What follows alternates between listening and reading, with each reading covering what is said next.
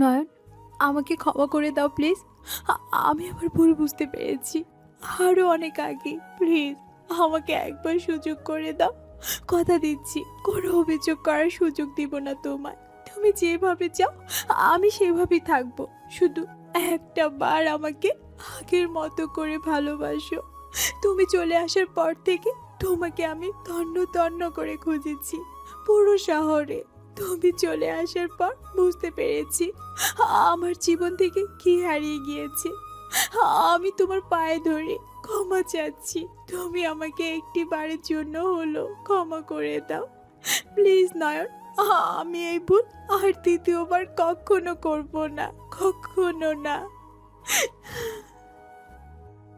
Security, security, কোথায় আপনারা? দেখতে পাচ্ছেন না বাইরের একজন অচেনা ব্যক্তিকে কিভাবে ঘরের ভিতরে ঢুকিয়ে দিচ্ছেন? আপনাদের চাকরি থাকবে না কিন্তু বলে দিলাম। এখনই ওনাকে এই বাড়ির সীমানা থেকে বের করুন। জি স্যার, এক্ষুনি বের করতেছি। স্যার, উনি বলেছিলেন উনি নাকি আপনার ওয়াইফ, সেই জন্য আমরা ওনাকে ভেতরে ঢুকতে দিয়েছিলাম। এখন বাইরের যে কোনো ব্যক্তি এসে যদি বলে যে উনি আমার ওয়াইফ, তাহলে সবাইকে আমার বাসায় ঢুকতে দিবেন, তাই তো বলতে চাচ্ছেন আপনারা? যে কেউ এসে বলে দিল সে আমার ওয়াইফ, আর আপনারাও তা মেনে নিয়ে ভিতরে ঢুকতে দিলেন? আমাকে একবার জিজ্ঞেস করার প্রয়োজন মনে করেনি আপনারা? সরি স্যার, আর হবে না এই ভুল। নিয়ে যান এই মহিলাকে, আর দ্বিতীয়বার যেন এই ত্রিসীমানার ভিতরে না দেখে ওনাকে। মেহের দৌড়ে এসে নয়নের পায়ে পড়ে। নয়ন, আমি পায়ে ধরে তোমার কাছে ক্ষমা চেয়েছি। শুধু আমাকে একটা সুযোগ দাও। আমি আবার নিজেকে প্রমাণ করব তোমার কাছে। যদি আমি প্রমাণ করতে ব্যর্থ হই তাহলে তুমি আমাকে যা শাস্তি দেবে আমি তা মাথা পেতে নেব। সেখান থেকে যায় নয়নের আম্মুর কাছে। আন্টি, আপনি একটু নয়নকে বুঝিয়ে বলুন না। ভুল তো মানুষই করে। তখন আমার ফ্যামিলি আমাকে এভাবেই বুঝিয়েছিল। আমি তখন বুঝতে পারিনি আমার লাইফ থেকে কে হারিয়ে যাচ্ছে। হারিয়ে যাওয়ার পর আমি ঠিকই বুঝতে পেরেছিলাম। আন্টি, আপনি তো মা। সন্তানের ভুল করার পরও আপনি কি মুখ ফিরে থাকতে পারেন? আন্টি, আপনার ছেলেকে বলুন না আমাকে একটা সুযোগ দিতে। আমি আমার নিজেকে প্রমাণ করে তুলব ওর সামনে। নয়নের আম্মু মেহেরকে পা থেকে তুলে দাঁড় করালো ওনার পাশে। তারপর নয়নের উদ্দেশ্যে বলল, নয়ন, ভুল তো মানুষই করে, পশু পাখি জীবজন্তু করে না। আমাদের উচিত সবাইকে সেই ভুল ক্ষমা করে কাছে টেনে নেওয়া। ভুল কিন্তু তুইও করিস, সেজন্য কি আমরা তোর থেকে মুখ ফিরিয়ে নিব? তোকে এভাবে বের করে দিব বাড়ি থেকে? আম্মু, তুমি কি জানো না ওরা আমার সাথে কি করেছিল? তোমার মনে নেই? শুধুমাত্র তোমার কথা চিন্তা করে আমি ওই বাড়িতে পড়েছিলাম। দিনের পর দিন ওরা আমার সাথে কীরকম ব্যবহার করেছে, কীরকম অত্যাচার করেছে, সেগুলো তো তোমার চোখে পড়েনি। আজকে ওর চোখের দুপোটা পানি দেখে সব ভুলে যাচ্ছ তোমরা? আচ্ছা শোন, তো সব কথা ঠিক আছে, আমি মানছি তোকে অত্যাচার করছে মেহেরের ফ্যামিলি, কিন্তু মেহের তোকে এরকম অত্যাচার করেনি, তাই না? নয়ন এবার চুপ করে থাকে। সত্যিই তাকে মেহের কোনো অত্যাচার করেনি প্রথম প্রথম, কিন্তু আস্তে আস্তে পরিবারের কথা শুনে মেহেরও দুই একটা কথা শোনায় নয়নকে। যা হওয়ার হয়ে গিয়েছে নয়ন, এখন মেহেরকে মেনে নে তুই। মেহের এই বাসা থেকে কোথাও যাবে না, আজ থেকে এখানেই থাকবে। নয়নের আব্বু সিকিউরিটি গার্ডদেরকে ইশারা করে বলল, তোমরা এখান থেকে চলে যাও, এটা আমাদের পার্সোনাল ব্যাপার, আমরা মিটিয়ে নিচ্ছি, তোমাদেরকে দরকার নেই, দরকার পড়লে ডেকে আনবো তোমাদের। এখন কাজে যাও তোমরা। ঠিক আছে, তোমাদের কথাই আমি মানলাম। ও আজ থেকে এখানে থাকবে, ঠিক আছে, কিন্তু আমি রুমে যেন ওকে না দেখি। ওকে না করে দিবে, আমার রুমে যেন পা না রাখে। ঠিক আছে, মেহের তোর রুমে পা রাখবে না। মেহের রিয়ার রুমে থাকবে, রিয়ার সাথে। ওকে তো আর একা একা রুমে দিতে পারি না, তাই আজ থেকে ও রিয়ার রুমে থাকবে। এখন রিয়া নেই, রিয়া নানুর বাসায় থাকে, চলে আসবে কালকে। রেডি হয়ে আসো, অফিসে যেতে হবে, লেট হয়ে গিয়েছে এমনিতেই। আর নয়নের আম্মু, মেহেরকে কিছু খাইয়ে দাও, মেয়েটা হয়তো সকাল থেকে কিছু খায়নি, এত দূর থেকে এত সকাল সকাল জার্নি করে এসেছে, মনে হয় না কিছু খেয়ে এসেছে। আমি তো সেই কথা ভুলেই গিয়েছিলাম। মেহের আয় আমার সাথে, কিছু খেয়ে নে, সকাল থেকে তো মনে হয় কিছুই খাসনি। মেহেরকে ধরে নিয়ে বসিয়ে খাইয়ে দেয় নয়নের আম্মু। মেহের খেতে খেতে কান্না করে দেয়। খেতে খেতে কাঁদছিস কেন? কাঁদবি না একদম। আস্তে আস্তে দেখবি সব কিছু ঠিক হয়ে যাবে। শুধু আল্লাহর ওপর ভরসা রাখ। তোর আব্বু কেমন আছে মেহের? মেহের কিছুক্ষণ নয়নের আম্মুর দিকে তাকিয়ে থেকে বলল, আলহামদুলিল্লাহ, ভালো আছেন? আমাকে এখানে আসতে সব সাহায্য করেছে বাবা। বাড়ির কেউই দিতে চায়নি আমাকে এখানে আসার জন্য, বাবা শুধু আমার পক্ষে ছিলেন। হয়েছে, এখন আর মন খারাপ করিস না। সব কিছু দেখবি ঠিকঠাক হয়ে যাবে। এখন খেয়ে নে, তারপর রুমে গিয়ে রেস্ট নে। মেহের কিছুক্ষণ নয়নের আম্মুর দিকে তাকিয়ে তারপর বলল, আন্টি, একটা কথা বলবো? প্রথমত, নয়ন তোর হাজব্যান্ড আর আমি নয়নের আম্মু। যেহেতু নয়ন আমাকে আম্মু বলে ডাকে, তাই তুইও আমাকে আম্মু বলে ডাকবি। ডোন্ট কল মি আন্টি, বুঝেছিস? মেহের উপর নিচ মাথা নাড়ায়। তার মানে মেহের বুঝতে পেরেছে, এটা বুঝিয়েছে। এখন বল, কি বলতে চাস? তুমি কি আব্বুকে আগে থেকে চেনো? নয়নের আম্মু হাসে, তারপর মেহেরের মাথায় একটা হাত দিয়ে বলল, সময় হলে সব কিছু জানতে পারবি মা। খাওয়া শেষ হয়েছে, এখন যা রুমে গিয়ে রেস্ট নে। তোর বড় আপু তোকে রুম দেখিয়ে দিচ্ছে, যা। মেহের আর কোনো কথা না বলে চলে যায়। নয়নের আপু মেহেরকে সাথে করে নিয়ে চলে যায় রিয়ার রুমে। মেহের শোন, তোদের সম্পর্ক ঠিকঠাক হওয়ার আগ পর্যন্ত তুই রিয়ার সাথে থাকবি। রিয়া হচ্ছে আমাদের চাচাতো বোন। চাচি রিয়া নানুর বাসায় গিয়েছে। নানু নাকি অসুস্থ। আচ্ছা ঠিক আছে আপু। আচ্ছা ঠিক আছে, তাহলে তুই রেস্ট কর, আমি যাচ্ছি। কোনো কিছু লাগলে আমাকে বা আব্বুকে ডাকিস। তাছাড়া বাড়িতে আরও সার্ভেন্ট রয়েছে, কোনো কিছু দরকার পড়লে একবার শুধু বলিস। আবার ভেতরে চেপে রাখিস না, মনে রাখবি এটা আজ থেকে তোর নিজের বাড়ি। আগে যা হবার হয়েছে, এখন থেকে নিজেকে সম্পূর্ণরূপে নয়নের স্ত্রী হবার যোগ্য করে তুলবি। আমার ভাইটা কিন্তু এতটাও খারাপ না যতটা ওপর দিয়ে দেখাচ্ছে। সে হয়তো অনেক কষ্ট পেয়েছে, তাই এমন হার্টলি ব্যবহার করতেছে। একটু যত্ন করলে দেখবি সব কিছু ঠিকঠাক হয়ে গেছে। কয়েকটা দিন শুধু ধৈর্য ধর, ওর পিছন পিছন পড়ে থাক। ঠিক আছে আপু, আমি আমার সর্বোচ্চটা দিয়ে চেষ্টা করব এবং ওনাকে আমি মানিয়েই ছাড়বো। এই না হলে আমার বোন। ঠিক আছে, এখন রেস্ট কর, আমি চলে যাচ্ছি। নয়নের আপু চলে যাওয়ার পর মেহের ওয়াশরুমে গিয়ে ফ্রেশ হয়ে আসে, তারপর বিছানায় শুয়ে পড়ে। আর মনে মনে ভাবতে লাগলো অতীতের করা ভুলগুলো, নয়নের সাথে কতটা বাজে ব্যবহার করেছিল তার ফ্যামিলির চক্করে পড়ে। অতীত। একজন ভদ্রলোক একটা শপিং ব্যাগ হাতে করে নিয়ে রাস্তা দিয়ে যাচ্ছিলেন। রাত তখন প্রায় 2টা। লোকটা ব্যাগটাকে এমন করে ধরে রেখেছে যেন ব্যাগটাতে মহামূল্যবান কোনো কিছু রয়েছে। তার থেকে কিছুটা দূরত্বে 4-5 জন ছেলে, যারা লোকটাকে ফলো করেছে অনেকক্ষণ ধরে। এক সময় এই 4-5 জন ছেলে এই লোকটার কাছে এসে বলল, তোর ব্যাগে যা যা আছে সব কিছু দিয়ে দে, যদি ভালো চাস। নিজেকে বাঁচিয়ে নিয়ে এখান থেকে কেটে পড়। আর সাথে যা যা রয়েছে সব কিছু দিয়ে দে আমাদেরকে। দেখো বাবা, তোমরা আমার ছেলের বয়সী। এখানে আমার কিছু গুরুত্বপূর্ণ কাগজপত্র রয়েছে, সেগুলো আমি তোমাদেরকে দিতে পারবো না। তোমরা আমার সাথে পরে যোগাযোগ করো, আমি তোমাদেরকে কিছু টাকা পয়সা দিয়ে সাহায্য করব। এই এত কথা বলতেছিস কেন? এই বুড়োটাকে এখানে মেরে ওর সাথে যা যা আছে সবকিছু নিয়ে চল তো। শুধু শুধু সময় নষ্ট করে লাভ নেই। দেখো বাবা, আমি তোমার বাবার বয়সী। আমার সাথে কিছু টাকা পয়সা আছে, সেগুলো নিয়ে নাও, কিন্তু এই ব্যাগটার মধ্যে হাত দিও না। ছেলেগুলো যখনই লোকটার কাছাকাছি আসছিল তখন লোকটা দৌড় দেয়। দৌড়াতে দৌড়াতে ক্লান্ত হওয়ার কারণে সে আর বেশি দূর যেতে পারে না, রাস্তায় দাঁড়িয়ে হাঁপাতে থাকে।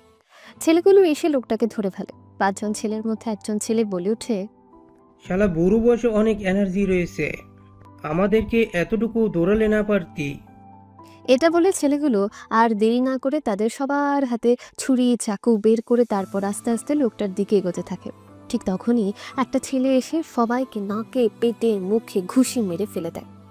একসময় 4-5 জন ছেলে এখান থেকে দৌড়ে পালিয়ে যায়। যে ছেলেটা লোকটাকে বাঁচালো সেই ছেলেটার হাতে কয়েকটা জায়গায় কেটে যায় চাকু লেগে। লোকটা এসে ছেলেটার হাত ধরে বলল, বাবা, তোমার হাতে তো অনেক জায়গায় কেটে গিয়েছে, চলো তুমি আমার সাথে আমার বাড়িতে। সমস্যা নেই আঙ্কেল, ঠিক হয়ে যাবে, আপনি যান আপনার বাড়িতে। আরে বাবারে, বেশি কথা বলো না, সামনেই আমার বাসা, চলো। তোমাকে আমার বাসায় নিয়ে যাচ্ছি।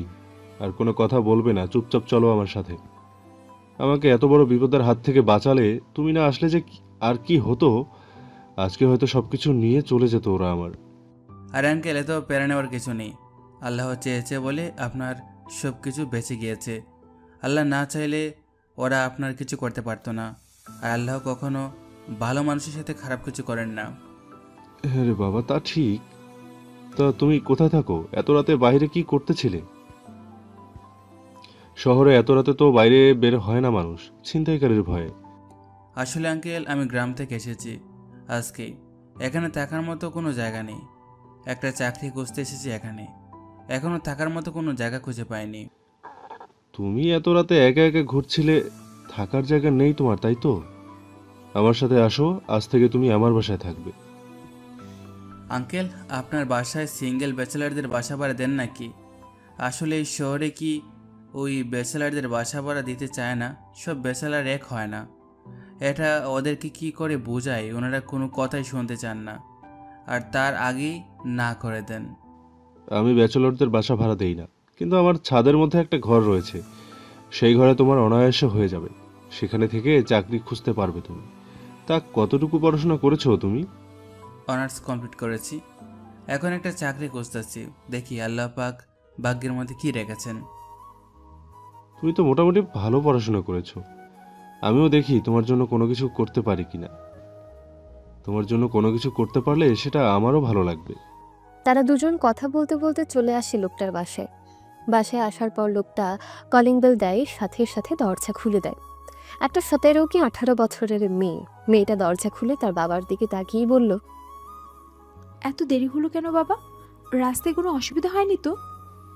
না মা, কোনো অসুবিধা হয়নি। এখন চলো ভিতরে যাওয়া যাক। মেহের, আমাদের দুজনের জন্য খাবারের ব্যবস্থা করো তো। মেহের এবার তার বাবার দিকে তাকায়। তারপর দেখতে পায় তার বাবার পিছনে আরেকটা ছেলে। বয়স 23 কি 24 হবে ছেলেটার। তখনই মেহেরের বাবা মেহেরকে উদ্দেশ্য করে বলল, রাস্তায় আসার সময় ছিনতাইকারীর কবলে পড়ি, তখন নয়ন এসে আমাকে ওদের হাত থেকে বাঁচায়। নয়ন ওই সময় যদি না আসতো, তাহলে জানি না আজকে কি অবস্থা হতো আমার। ঠিক আছে বাবা, আপনি ওনাকে নিয়ে ফ্রেশ হয়ে আসেন, আমি খাবার দিচ্ছি টেবিলে। মেহেরের বাবা আর কিছু বললেন না, কারণ উনি জানেন একমাত্র মেহের ছাড়াই বাড়ির প্রত্যেকে এই সময় ঘুমে। বাইরে যে একজন লোক রয়েছে এ ফ্যামিলির, সেটা তাদের মাথায় নেই। তারা আছে তাদের ঘুম নিয়ে। কিন্তু তার ছোট্ট মেয়েটা তার জন্য এখনো সজাগ রয়েছে। মেহেরের বাবা এবং নয়ন, তারা দুজনে ফ্রেশ হয়ে এসে টেবিলে বসে, তার মধ্যে নয়ন অনেকবার বলেছে নয়ন সন্ধ্যায় খেয়েছে, কিন্তু মেহেরের বাবা শুনতে নারাজ ওনার কথা। তুমি সন্ধ্যার সময় খেয়েছো, আর এখন বাজে রাত 3টা। তাই এখন খিদা পাবে, এটাই স্বাভাবিক। তুমি বললেও তোমাকে খেতে হবে, না বললেও খেতে হবে। এখন চুপচাপ খেতে বসো। নয়নেরও অনেকটা খিদে পেয়েছিল, সেজন্য আর কোনো কিছু না বলে খেয়ে নেয়। খাওয়ার আগে অবশ্য মেহের এবং মেহেরের বাবা নয়নের হাতে ড্রেসিং করে ব্যান্ডেজ করে দিয়েছিল। খাওয়া শেষ হওয়ার পর মেহেরের বাবা নয়নকে নিয়ে নয়নের ফ্ল্যাটে যায়। ছাদের মধ্যে একটা রুম, সাথে একটা বাথরুম রয়েছে, একটা কিচেনের মতো রয়েছে। একটা ব্যাচেলারের জন্য পারফেক্ট ঘর বলা যায় এটা। দেখ তো বাবা, ঘরটা পছন্দ হয় কিনা। জি আঙ্কেল, অনেক পছন্দ হয়েছে। মাসে কত টাকা ভাড়া নেবেন? এই ঘর আমি আগে কখনোই বাড়াতে দেইনি কাউকে। তুমি ছাড়া এই ঘরে আগে কাউকেই থাকতেও দেইনি। এখানে তুমি থাকবে, কিন্তু কোনো ভাড়া নেব না আমি। তুমি আমাকে আজকে যে বিপদ থেকে বাঁচিয়েছো, তারপর আবার তোমার কাছ থেকে ভাড়া নিই কি করে বলো? কিন্তু তা বললে তো হবে না আঙ্কেল। আমি তো আর আপনার বাসাতে ফ্রি থাকতে পারবো না। নিজের কাছে খারাপ লাগবে। মেহেরের বাবা কিছুক্ষণ সময় ভেবে তারপর নয়নের উদ্দেশ্যে বলল, আচ্ছা, তুমি তো নাকি অনার্স পাস করেছো, তাই না? হ্যাঁ, কিন্তু অনার্স পাস করার সাথে বাসা ভাড়া কী মিল রয়েছে? একটু আগে নিচে দেখে আসলে, আমার মেয়ে মেহের, সে এবার ইন্টার সেকেন্ড ইয়ারে পড়ে। সামনে এইচএসসি এক্সাম দেবে। তাই তুমি যদি একটু সময় করে ওকে পড়াতে তাহলেই হতো। ঠিক আছে আঙ্কেল, সেটা না হয় পড়াবো, ওটা সমস্যা নেই। কিন্তু কত টাকা দিতে হবে আপনাকে? ওকে পড়ালেই চলবে, আর কোনো কিছু বলা লাগবে না। আচ্ছা, তুমি এখন থাকো, ঘুমিয়ে পড়ো, অনেক রাত হয়েছে তো। আমিও একটু ঘুমাবো। কোনো কিছু লাগলে অবশ্যই জানাবে। জি আঙ্কেল, অবশ্যই জানাবো। মেহেরের বাবা এখান থেকে চলে যায়।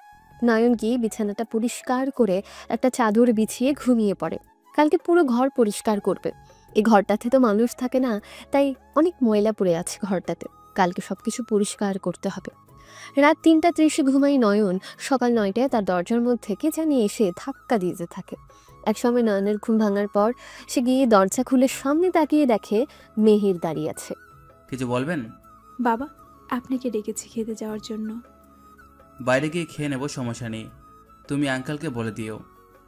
বাবা বলেছে আমাদের সাথে খাওয়ার জন্য বলেছে, আপনাকে সাথে নিয়ে যাওয়ার জন্য। তাই আর কোনো কথা না বলে ফ্রেশ হয়ে আসুন, আমি এখানে দাঁড়িয়ে আছি। নয়ন মেয়ে মানুষের সাথে এত কথা বাড়ায় না। সে চুপচাপ তার রুমের ওয়াশরুম থেকে গিয়ে ফ্রেশ হয়ে মেহেরের সামনে এসে দাঁড়িয়ে বলল, চলো তাহলে যাওয়া যাক। আচ্ছা, আপনাকে একটা কথা জিজ্ঞাসা করতে পারি? হ্যাঁ বলে ফেলো, এত জিজ্ঞেস করার কি আছে? আপনি কি করেন? মানে পড়াশোনা করেন নাকি চাকরি বাকরি করেন, কোনটা? আমার অনার্স কমপ্লিট, এখন চাকরির জন্য শহরে এসেছি। ও আচ্ছা, এখন থেকে কি এইখানেই থাকবেন? হ্যাঁ এখানেই থাকবো। জানি না কতদিন আছি, কিন্তু চাকরিটা পেয়ে গেলে এখান থেকে চলে যাব। ততদিন এই বাসাতেই থাকতে হবে, এই রুমে। মেহের আর কোনো কথা না বলে সোজা ওদের বাসায় চলে যায়, নয়নকে সাথে করে নিয়ে। নয়ন, বস এখানে নতুন বাসায় উঠেছে। খাবার দাবার রান্না করতে অনেক সময় লাগবে। আস্তে আস্তে সব কিছু গুছিয়ে নিও। আজকে 2 দিন না হয় আমাদের বাসায় খাবে আমাদের সাথে। আঙ্কেল, আমি বাইরের খাবার খেতে পারি, আমার অভ্যাস আছে, সমস্যা হবে না। আর 2 দিন লাগবে না আমার সব কিছু গুছিয়ে নিতে, খুব শীঘ্রই করে নিতে পারবো। তা এখানে কি মতলব নিয়ে এসেছো বাবা? এখানে এসেছো কোনো না কোনো মতলব নিশ্চয়ই রয়েছে। না হলে যা শুনলাম মেহেরের আব্বুর কাছে, এত রাতে এই শহরে তো কোনো ভালো মানুষ ঘুরে বেড়ায় না। আন্টি, আমি এখানে কি মতলব নিয়ে আসবো? আমি কালকে এই শহরে নতুন এসেছি একটা চাকরি খোঁজার জন্য।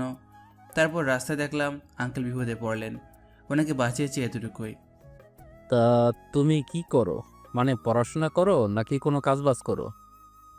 আমার অনার্স কমপ্লিট, এখন এই শহরে একটা চাকরি খুঁজে এসেছি। ভালোই তো পড়াশোনা করেছো। এখন দেখো তাহলে চাকরি বাকরি পাও কি না। মেহের, নয়ন ওর বাসা গুছিয়ে নেওয়ার পর থেকে তোকে প্রাইভেট পড়াবে নয়ন। তুই সময় করে নয়নের কাছে পড়তে বসবি। ঠিক আছে বাবা। তুমি শুরুটা করলা কি? জানা নেই চেনা নেই একটা ছেলেকে হুট করে এনে বাড়িতে তুললে, তারপর আবার বলছো নিজের মেয়েকে ওই ছেলের কাছে পড়াবে। তোমার কথা আমি এতক্ষণ ধরে শুধু শুনে আসছি, কোনো কথা বলতেছি না দেখে তুমি বেশি কথা বলতেছো এখানে। আব্বু, আম্মু তো ঠিক কথাই বলেছে। চেনা নয় জানা নেই রাস্তা থেকে তুলে এনে যে কোনো এক ছেলের কাছে মেহেরকে পাঠাবে, এটা কেমন দেখা যাচ্ছে না? তোমাদেরকে এত কিছু ভাবতে হবে না। আমি সবকিছু চিন্তা করে তারপর নয়নকে মেহেরের শিক্ষক হিসেবে নিয়োজিত করেছি। মেহেরের দুলাভাই কোনো কিছু বলতে যাবে, তখনই মেহেরের আব্বু মেহেরের দুলাভাইকে থামিয়ে দিয়ে বললেন, তুমি কোনো কথাই বলো না। পড়াশোনার তো করতে পারোনি, সেই জন্য এখন শ্বশুর বাড়ি বসে বসে খাচ্ছ। তোমারও কোনো যোগ্যতাই নেই নয়নকে কোনো কিছু বলার। তাই চুপচাপ খাচ্ছ, খেয়ে এখান থেকে চলে যাও, রুমে গিয়ে ঘুমিয়ে থাকো, যাও।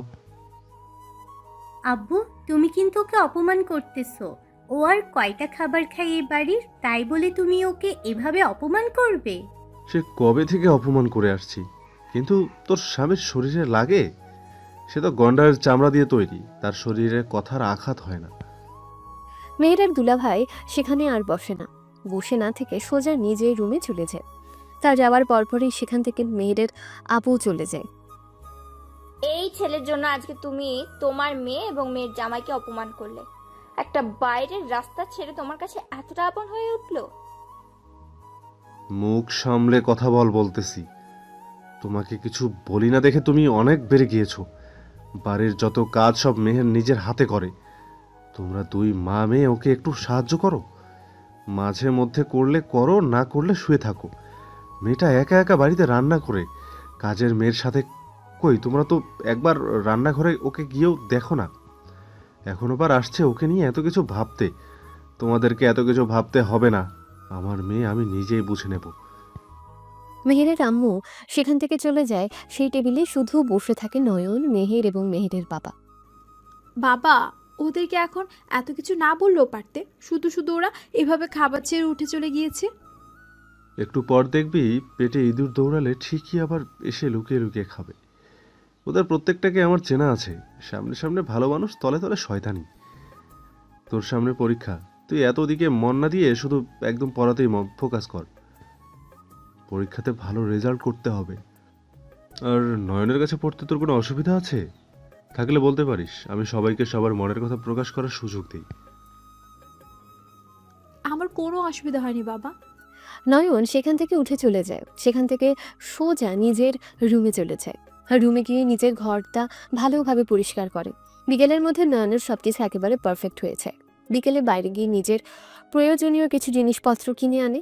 দুপুরে রাতে নয়নকে ডাকলে নয়ন যায় না। দুপুরে বাইরে খেয়ে এসেছিল আর রাতের খাবার নিয়ে এসেছিল। কালকে একটা ইন্টারভিউ আছে, সেজন্য নয়ন কিছুক্ষণ পড়াশোনা করে শুয়ে পড়ে। সকালবেলা 9টায় যখন বাসা থেকে নয়ন বের হতে যাবে, ঠিক তখনই মেহেরের আব্বু বাসা থেকে বের হয়। তারপর উনি নয়নকে জিজ্ঞেস করলেন, নয়ন, কোথায় যাচ্ছ তুমি সকাল সকাল? আসলে আঙ্কেল, আজকে একটা ইন্টারভিউ আছে। এই সপ্তাহের প্রত্যেক দিনই একটা একটা ইন্টারভিউ রয়েছে, তাই আজকে যাচ্ছি এই কোম্পানিতে ইন্টারভিউ দিতে। ও, তাহলে তুমি মেহেরকে সাথে করে নিয়ে যাও। ওর কলেজ পাশেই। ওর কলেজ হয়ে তারপর তুমি ওই কোম্পানিতে যেতে পারবে। যদি কিছু মনে না করো তাহলে মেহেরকে তোমার সাথে করে নিয়ে যাও। ঠিক আছে আঙ্কেল, মেহেরকে ডেকে দিন। আমি যাচ্ছি তো এখন। মেহের গেলে যেতে পারবে আমার সাথে। তখনই দরজা দিয়ে বের হয় মেহের। মেহের খেয়াল করে নয়নের পরনে কালো প্যান্ট, সাদা শার্ট ইন করে পড়েছে। নয়নকে দেখতে বেশ সুদর্শন পুরুষ মনে হচ্ছে মেহেরের কাছে। তখনই মেহেরের বাবা মেহেরকে বলল, মেহের, নয়ন তোমার কলেজের সামনে দিয়ে নিজের অফিসে যাবে ইন্টারভিউ দিতে। তুমি নয়নের সাথে এক রিক্সা করে চলে যাও। নয়ন যাওয়ার সময় তোমাকে তোমার কলেজের সামনে নামিয়ে দিয়ে যাবে। আচ্ছা ঠিক আছে বাবা, আমি ওনার সাথে চলে যাব। তুমি সাবধানে যেও অফিসে। ঠিক আছে মা, তুই আসার সময় সাবধানে আসিস। তারা তিনজন একসাথে নিচে নামে। মেহেরের বাবা একটা রিক্সা করে ওনার অফিসে চলে যায়, আর নয়ন মেহেরকে নিয়ে এক রিক্সা করে চলে যায় মেহেরের কলেজের দিকে। রিক্সা দিয়ে যেতে যেতে মেহেরকে নয়ন বলল, তুমি কোন সাবজেক্টে পড়াশোনা করতেছো? মানবিকে। তারপর আবার দুজনই চুপচাপ হয়ে যায়। হঠাৎ মেহের নয়নকে বলল, আপনাকে একটা প্রশ্ন করতে পারি? প্রশ্ন করবে? এখানে জিজ্ঞেস করার কি আছে? আপনার পাশে কে কে আছে, মানে আপনার ভাই বোন কয়জন? নয়ন কিছুক্ষণ চুপ করে থাকে। তারপর মেহেরকে বলল, আমি এতিম, ছোটবেলা থেকে অনাথ আশ্রমে বড় হয়েছি। আমার বাবা মা, ভাই বোন, আত্মীয় স্বজন কেউ নেই। সরি, আসলে আমি জানতাম না। আপনাকে কষ্ট দিয়ে থাকলে মাফ করবেন প্লিজ। তোমার কথা কষ্ট পাইনি। ছোটবেলা থেকে এসব কিছু শুনে অভ্যাস হয়ে গিয়েছে, তাই এখন আর আগের মতো কষ্ট হয় না। ততক্ষণে মেহেরের কলেজের সামনে চলে আসে। মেহের সাথে সাথে ব্যাগ থেকে টাকা বের করে রিক্সাওয়ালা মামাকে ভাড়া দিতে চায়। তোমাকে ভাড়া দিতে হবে না, চলে যাও, তুমি ক্লাসে যাও। সমস্যা নেই, আমার কাছে আছে, আমি এখন দিয়ে দিচ্ছি, আপনি না হয় পরবর্তীতে দিন। বললাম না তোমার যেতে, এত কথা বলো কেন তুমি? তোমার ক্লাসে যাও, তোমার ভাড়া আমার কাছে আছে, এতটাও। পরের কথাটুকু নয়ন আর বলল না। রিক্সাওয়ালা মামাকে বলল, মামা জানতো। রিক্সা থেকে নয়ন যে অফিসে ইন্টারভিউ দেবে সে অফিসের সামনে চলে আসে। আসলে অফিসটা তেমন একটা বড় না, আর নয়ন যে পোস্টে চাকরি করবে সে পোস্টটাও এত বড় না, মিডিয়াম সাইজের একটা পোস্ট। নয়নের ইন্টারভিউটা ঠিকঠাকভাবেই হয়ে যায়, সেজন্য তার চাকরিটাও হয়ে যায়। প্রথমত তার স্যালারি হবে 20,000 টাকা। সপ্তাহে একদিন অফ দেবে অফিস, আর বাকি 6 দিন কাজ করতে হবে। কালকে থেকে নয়নকে অফিসে জয়েন করার জন্য বলেছে। নয়ন আসার সময় 1 কেজি মিষ্টি কিনে নিয়ে আসবে আসার জন্য। বাইরে থেকে এসে নয়ন সোজা তার রুমে চলে যায়। রাতে যখন মেহেরের বাবা অফিস থেকে বাসায় এসে রেস্ট করছিল, তখন মাগরিবের পরপর নয়ন ওদের বাড়িতে গিয়ে কলিং বেল দেয়। বেশ কিছুক্ষণ সময় কলিং বেল দেওয়ার পর দরজা খুলে দেয় মেহের। আঙ্কেল বাসায় আছেন? হ্যাঁ বাবা, বাসায় আছেন। কিছুক্ষণ আগে অফিস থেকে ফিরে এসে এখন রেস্ট করছে। আচ্ছা ঠিক আছে, তুমি একটু আঙ্কেলকে ডেকে দাও। আপনি ভিতরে এসে বসুন, আমি বাবাকে ডেকে দিচ্ছি। নয়নকে ভেতরে বসতে বলে মেহের দরজা লাগিয়ে চলে যায় তার বাবার রুমে। তার বাবার রুমে গিয়ে তার বাবাকে বলল, আব্বু, তোমার সাথে দেখা করার জন্য নয়ন এসেছে। মেহেরের বাবা বিছানা থেকে উঠতে উঠতে মেহেরের দিকে উদ্দেশ্য করে বলল, মেহের, নয়ন তোমার থেকে কমপক্ষে 5 থেকে 6 বছরের বড়, তাই তুমি ওকে নাম ধরে ডাকবে না। আর ও তোমাকে প্রাইভেট পড়ালে সে তোমার টিচার হবে। টিচারকে কেউ নাম ধরে ডাকে না, হয়তো ভাইয়া বলে ডাকবে, নয়তো স্যার বলে ডাকবে। ঠিক আছে বাবা, মনে থাকবে আমার। মেহেরের বাবা চলে যায় নয়নের কাছে। টেবিলের উপর মিষ্টির কার্টুন দেখে নয়নকে জিজ্ঞেস করলো, এগুলো কি তুমি এনেছো নয়ন? জি আঙ্কেল, আমি নিয়ে এসেছি। আজকে ইন্টারভিউ দিয়ে আসার সময় আমার চাকরিটা কনফার্ম হয়ে গিয়েছে। কালকে থেকে জয়েন করার ডেট দিয়েছে। যাক, আলহামদুলিল্লাহ, ভালোই হয়েছে। ফার্স্ট ইন্টারভিউয়ে তোমার চাকরি কনফার্ম, এটা তো অনেক খুশির খবর। আজকের রাতে এখানে খেয়ে যাবে। আঙ্কেল, আমি বাসাতে খাবার এনে রেখেছি, বাইরে থেকে আসার সময় নিয়ে এসেছিলাম। সমস্যা নেই, ওইটা পরে না হয় খেয়ে নিও। এখন আমাদের বাসায় খেয়ে তারপর যাবে। জানি না কি রান্না করেছে, তবে যেটা রান্না করেছে সেটা দিয়েই অল্প খাবার খেয়ে তারপর যাবে। নয়ন আর কিছু বলে না। লোকটা এত করে খাবার খাওয়াতে যাচ্ছে, তাই সে আর বেশি বাড়াবাড়ি করেনি। মেহের মামুনি, টেবিলে খাবার দাও, আমরা খেয়ে নিই। তোমার খাবারও নিয়ে এসো, আমরা সকলে একসাথে বসে তারপর খাবো। ওরা বাইরে গিয়েছে, ওরা বাইরে থেকে খেয়ে আসবে, ওদের জন্য বসে থেকে লাভ নেই। তোমরা বসো বাবা, আমি এক্ষুনি এনে দিচ্ছি সব কিছু। মেহের চলে যায় রান্নাঘরে খাবার আনতে। মেহেরের বাবা এবং নয়ন টেবিলে বসে পড়ে। মেহেরের খাবার আনা শেষ হলে সেও ওদের সাথে বসে পড়ে খেতে। তা নয়ন, স্যালারি কত টাকা ধরেছে? এখন আপাতত 20,000 টাকা ধরেছে। পরবর্তীতে নাকি কাজের মাধ্যমে আরও টাকা বাড়বে। সে তো অনেক ভালো কথা। প্রথম অবস্থাতেই 20,000 টাকা স্যালারি। আমি যে সময় প্রথম ঢুকি তখন যেন আমার স্যালারি কত ছিল, 12,000 টাকা মান্থলি ঢুকেছিল। আর এখন সেই স্যালারি এসে দাঁড়িয়েছে প্রায় 1,00,000 টাকার উপর। এইদিকে একটা ভালো লক্ষণ আছে, সেটা হচ্ছে সরকারি চাকরির মধ্যে একটা নির্দিষ্ট সীমা পর্যন্ত চাকরি করা যায় এবং নির্দিষ্ট বেতনের লিমিট থাকে। আর এখানে কোনো লিমিট নেই। তার উপর আবার তুমি যতদিন কাজ করতে পারবে ততদিন ওই কোম্পানিতে থাকতে পারবে, ওরা তোমাকে রাখবে। জি আঙ্কেল, বুঝতে পেরেছি। তাদের তিনজনের মধ্যে মেহের চুপচাপ খেয়ে নেয়, কোনো কথা না বলে। আর মেহেরের বাবা এবং নয়ন, তারা দুজনই মিলে কথা বলতে বলতে আস্তে আস্তে খাবার খায়। নয়ন খাবার খেয়ে আসার সময় মেহেরের বাবা নয়নকে ডাক দিয়ে বলল, নয়ন, তোমার অফিস কয়টা থেকে? 10টা থেকে অফিস, এখান থেকে 9টায় বেরিয়ে যাব। অফিসে একটু আগে চলে যাব, কিন্তু লেট করব না। মেহেরের ক্লাস 10টা থেকে। তুমি যাওয়ার সময় প্রত্যেক দিন একটু কষ্ট করে মেহেরকে নামিয়ে দিয়ে যেতে পারবে।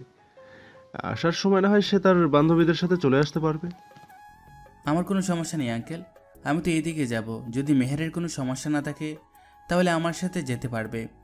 নয়নের কথা শুনে মেহেরের বাবা মেহেরকে উদ্দেশ্য করে বলল, মেহের, তোমার কোনো সমস্যা আছে নয়নের সাথে কলেজে যেতে?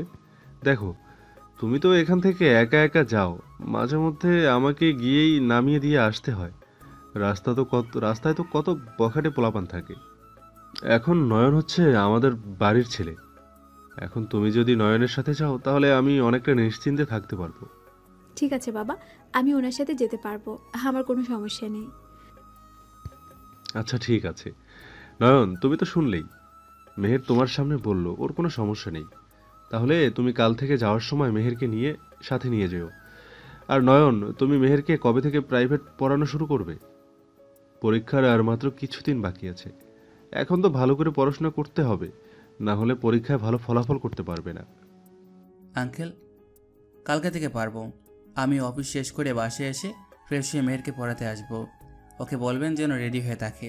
নয়ন এটা বলে সোজা মেহেরদের বাসা থেকে বেরিয়ে তার ঘরে চলে যায়।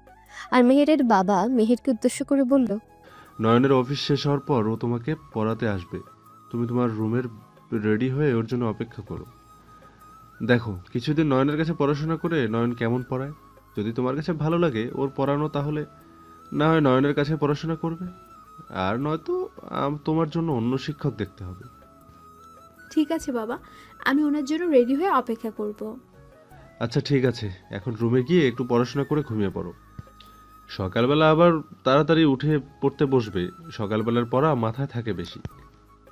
ঠিক আছে বাবা, সমস্যা নেই, আমি পড়াশোনা করে ঘুমিয়ে পড়ব। আর সকালবেলা তাড়াতাড়ি আমি উঠতে পারি। তুমিও গিয়ে ঘুমিয়ে পড়ো, ওরা আসলে ওদেরকে দরজা খুলে দিয়ে আমি গিয়ে ঘুমিয়ে পড়ব। তার দরকার পড়বে না, কারণ তাদের কাছে আলাদা চাবি রয়েছে। ঠিক আছে। মেহেরের বাপ আর কোনো কিছু না বলে উনি গিয়ে ওনার রুমে শুয়ে পড়েন।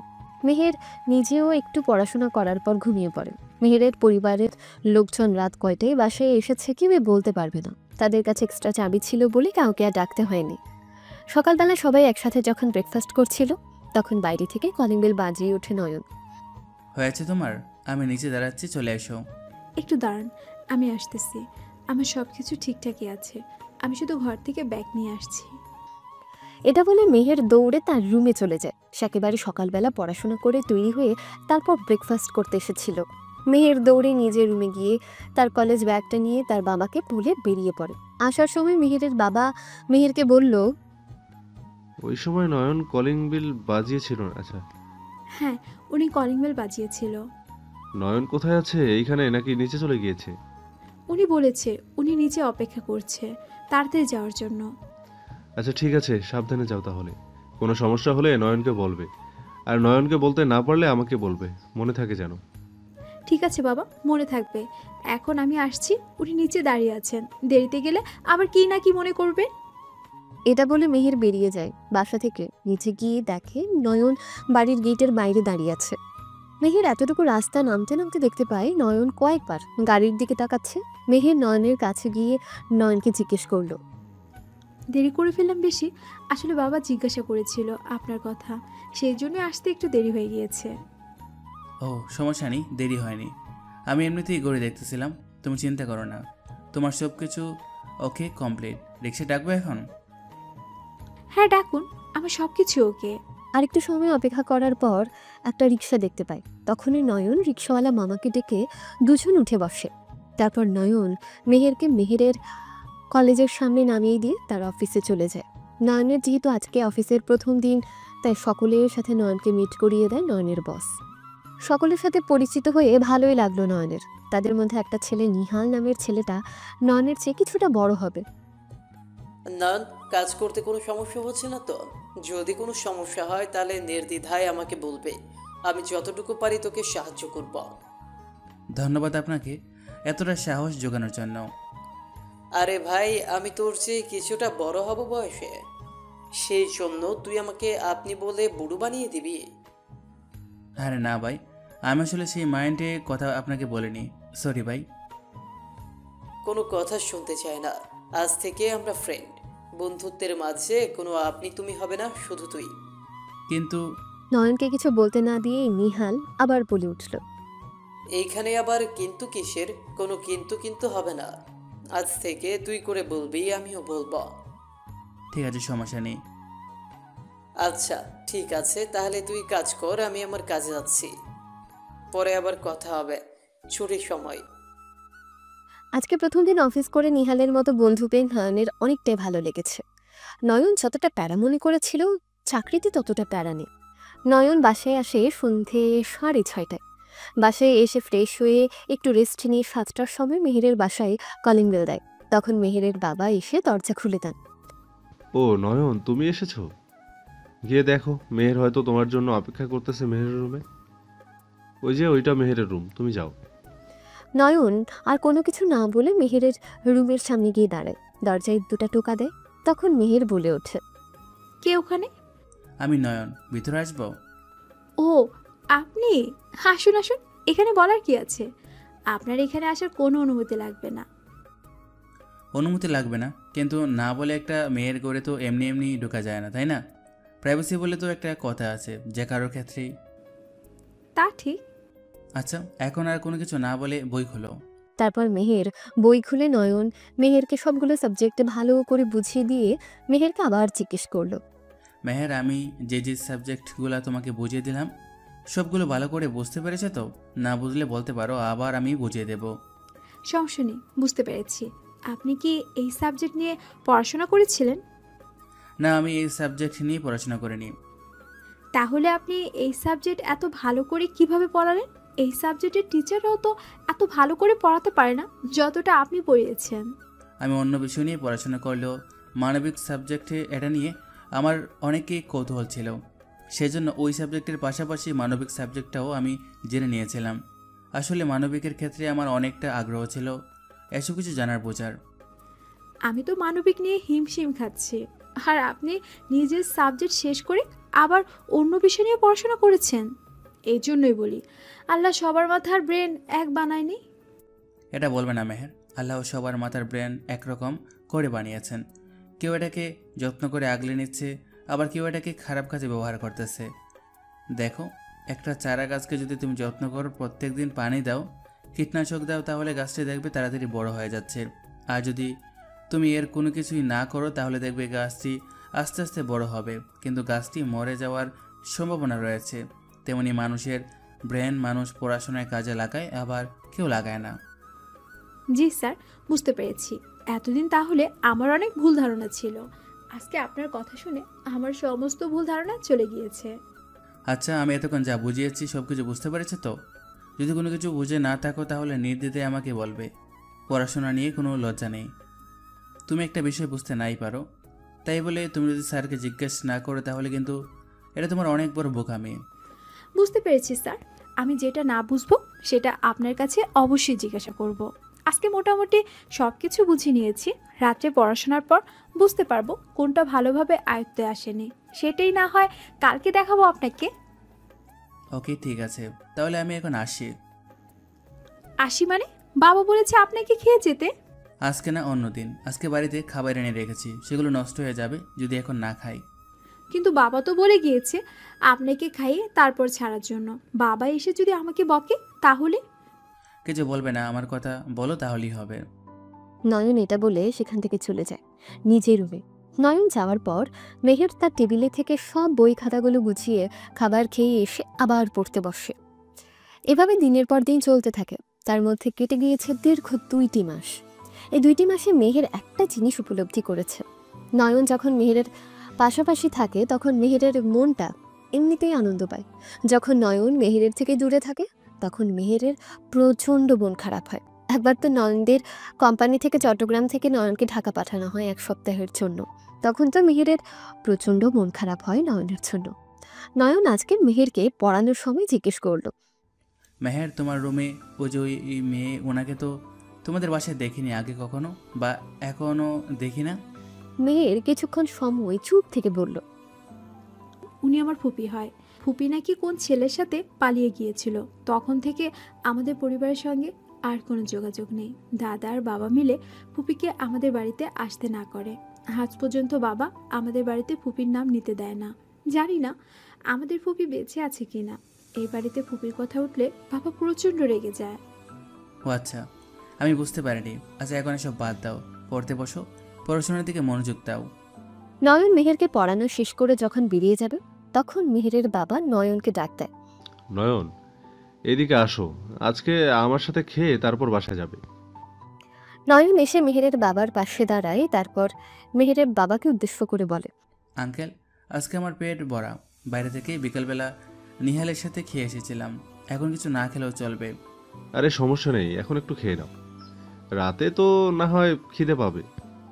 তারপর দুজন একসাথে বসে খেতে শুরু করলো। খাওয়ার মাঝখানে নয়ন হঠাৎ বলে উঠল, আঙ্কেল, একটা কথা বলবো? কথা বলবে, ঠিক আছে, এতে জিজ্ঞেস করার কি আছে? আসলে আঙ্কেল, মেহেরের রুমে একটা মেয়ের পিক দেখলাম। মেহের বলল সে নাকি তার ফুফি। তো ওনাকে নাকি আপনারা মেনে নেননি পালিয়ে যাওয়ার কারণে? ও আমাদের বাসা থেকে পালিয়ে গিয়েছিল আমার আর বাবার মুখে চুনকালি মেখে। এরপর থেকে ওর সাথে আমাদের ফ্যামিলির সব যোগাযোগ বন্ধ। তুমি ওর কথা আজকে কেন আবার তুললে? ও আমাদের কেউ নয়, ওকে আমরা ভুলে গিয়েছি। যে আমাদের কথা মনে রাখিনি তার কথা আমরা মনে রাখবো কেন? আঙ্কেল, ভুল তো মানুষ নিজেরাই করে, সেও না হয় করেছে। তার জন্য আপনি এভাবে এতগুলো বছর নিজের বোনকে নিজের দিকে দূরে রাখবেন? একবার খোঁজখবর নিয়ে দেখেন উনি কষ্টে আছে নাকি সুখে আছে। ভাই হয়তো আপনার এতটুকু দায়িত্ব নিশ্চয়ই রয়েছে। আপনার বোন কার সঙ্গে পালিয়ে গেল, সুখে আছে নাকি দুঃখে আছে, বেঁচে আছে নাকি মরে গিয়েছে, এইসব কিছু খোঁজখবর রাখা আপনার নৈতিক দায়িত্বের মধ্যে পড়ে। নয়ন, তুমি আমাকে নৈতিক দায়িত্ব শেখাতে আসবে না একদম। ও আমাদের জন্য মরে গিয়েছে, ওর কোনো অস্তিত্ব নেই আমাদের জীবনে। ও ওর মতো ভালো থাকুক, আমি আমার মতো। যে মেয়ে আমাদের ফ্যামিলির কথা চিন্তা না করে সে তার দুদিনের ভালোবাসার জন্য আমাদের মুখে চুনকালি মেখে পালিয়ে যেতে পারে, সেই মেয়ের আর কোনো জায়গা নেই আমাদের জীবনে। তুমি আর এই বিষয় নিয়ে কোনো কথা বলবে না। এই কথা বলে মেহেরের বাবা সেখান থেকে উঠে চলে যায়, রেখে যায় পেছনে ফেলে দুটি চোখ, যেই চোখ দুটি এই মানুষটার কাছ থেকে কোনো কিছু আশা করেছিল। সে আশাটা মাটি করে দিয়ে মেহেরের বাবা চলে যায় নিজের রুমে। এই ছেলে, এই তুমি আমাদের ফ্যামিলিতে পার্সোনাল বিষয়ে এত নাক গলাচ্ছ কেন? বাইরের মানুষ বাইরের মানুষের মতো থাকবে, আর তো কিছুতে নাক গলাতে আসবে না, একদম বলে দিলাম। বাবা নিজেই তো এই রাস্তার ছেলেকে এইখানে এনে দাঁড় করিয়েছে, এখন তো একটু একটু ফল ভোগ করতেই হবে। শোনো, তুমি বাহিরের ছেলে বাহিরের ছেলের মতো থাকবে। তোমার জন্য এখন বাবা এখান থেকে না খেয়ে উঠে চলে গিয়েছে। নয়ন কিছু বলতে যাবে তার আগেই মেহের বলে উঠল, তোমরা সকলে মিলে এভাবে ওনাকে কথা শোনাচ্ছ কেন? তোমরা কোনোদিন বলেছ ফুপির কথা বাবার সামনে? মা, তুমি তো প্রতিদিন বাবার কানে বিষ ঢালো যেন ফুপির কাছে না যায়, ফুপিকে খোঁজ খবর না করে। আর আপু, তুই তো বাবার কানে গিয়ে বলিস যে ফুপি এখানে আসলে নাকি ফুপিকে বাড়ির সম্পত্তি ভাগ দিতে হবে, জায়গার সম্পত্তি দিতে হবে। একে তো নিজেই জামাই নিয়ে পড়ে আছিস এই বাড়িতে, তার উপর আবার বাবার কানে ফুপির নামে এসব বলে বেড়াচ্ছিস। লজ্জা করে না তোদের?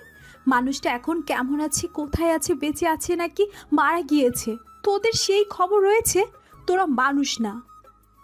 নয়ন সেখান থেকে উঠে চলে যায়, নিজের ফ্ল্যাটে এসে সবকিছু গুছিয়ে নেয়। সকালবেলা এখান থেকে চলে যাবে ঠিক করেছে। এসেছিল যেই কাজে, সে কাজটাই তো হয়নি। নয়ন আসার কিছুক্ষণ পরেই মেহের ছাদে আসে, আস্তে আস্তে নয়নের রুমের দিকে যেতে থাকে। তখনই ওই পাশের ছাদ থেকে কয়েকটা ছেলে মেহেরকে নয়নের রুমে যেতে দেখে অন্য কিছু ভেবে তারা পুলিশের কাছে ফোন করে। তারপর নিচে কিছু মানুষজন জড়ো করে। মেহের নয়নের রুমে এসে জিজ্ঞেস করে, এদের কথায় কষ্ট পেয়েছেন? ওদের জন্য আমি আপনাকে সরি বলতেছি।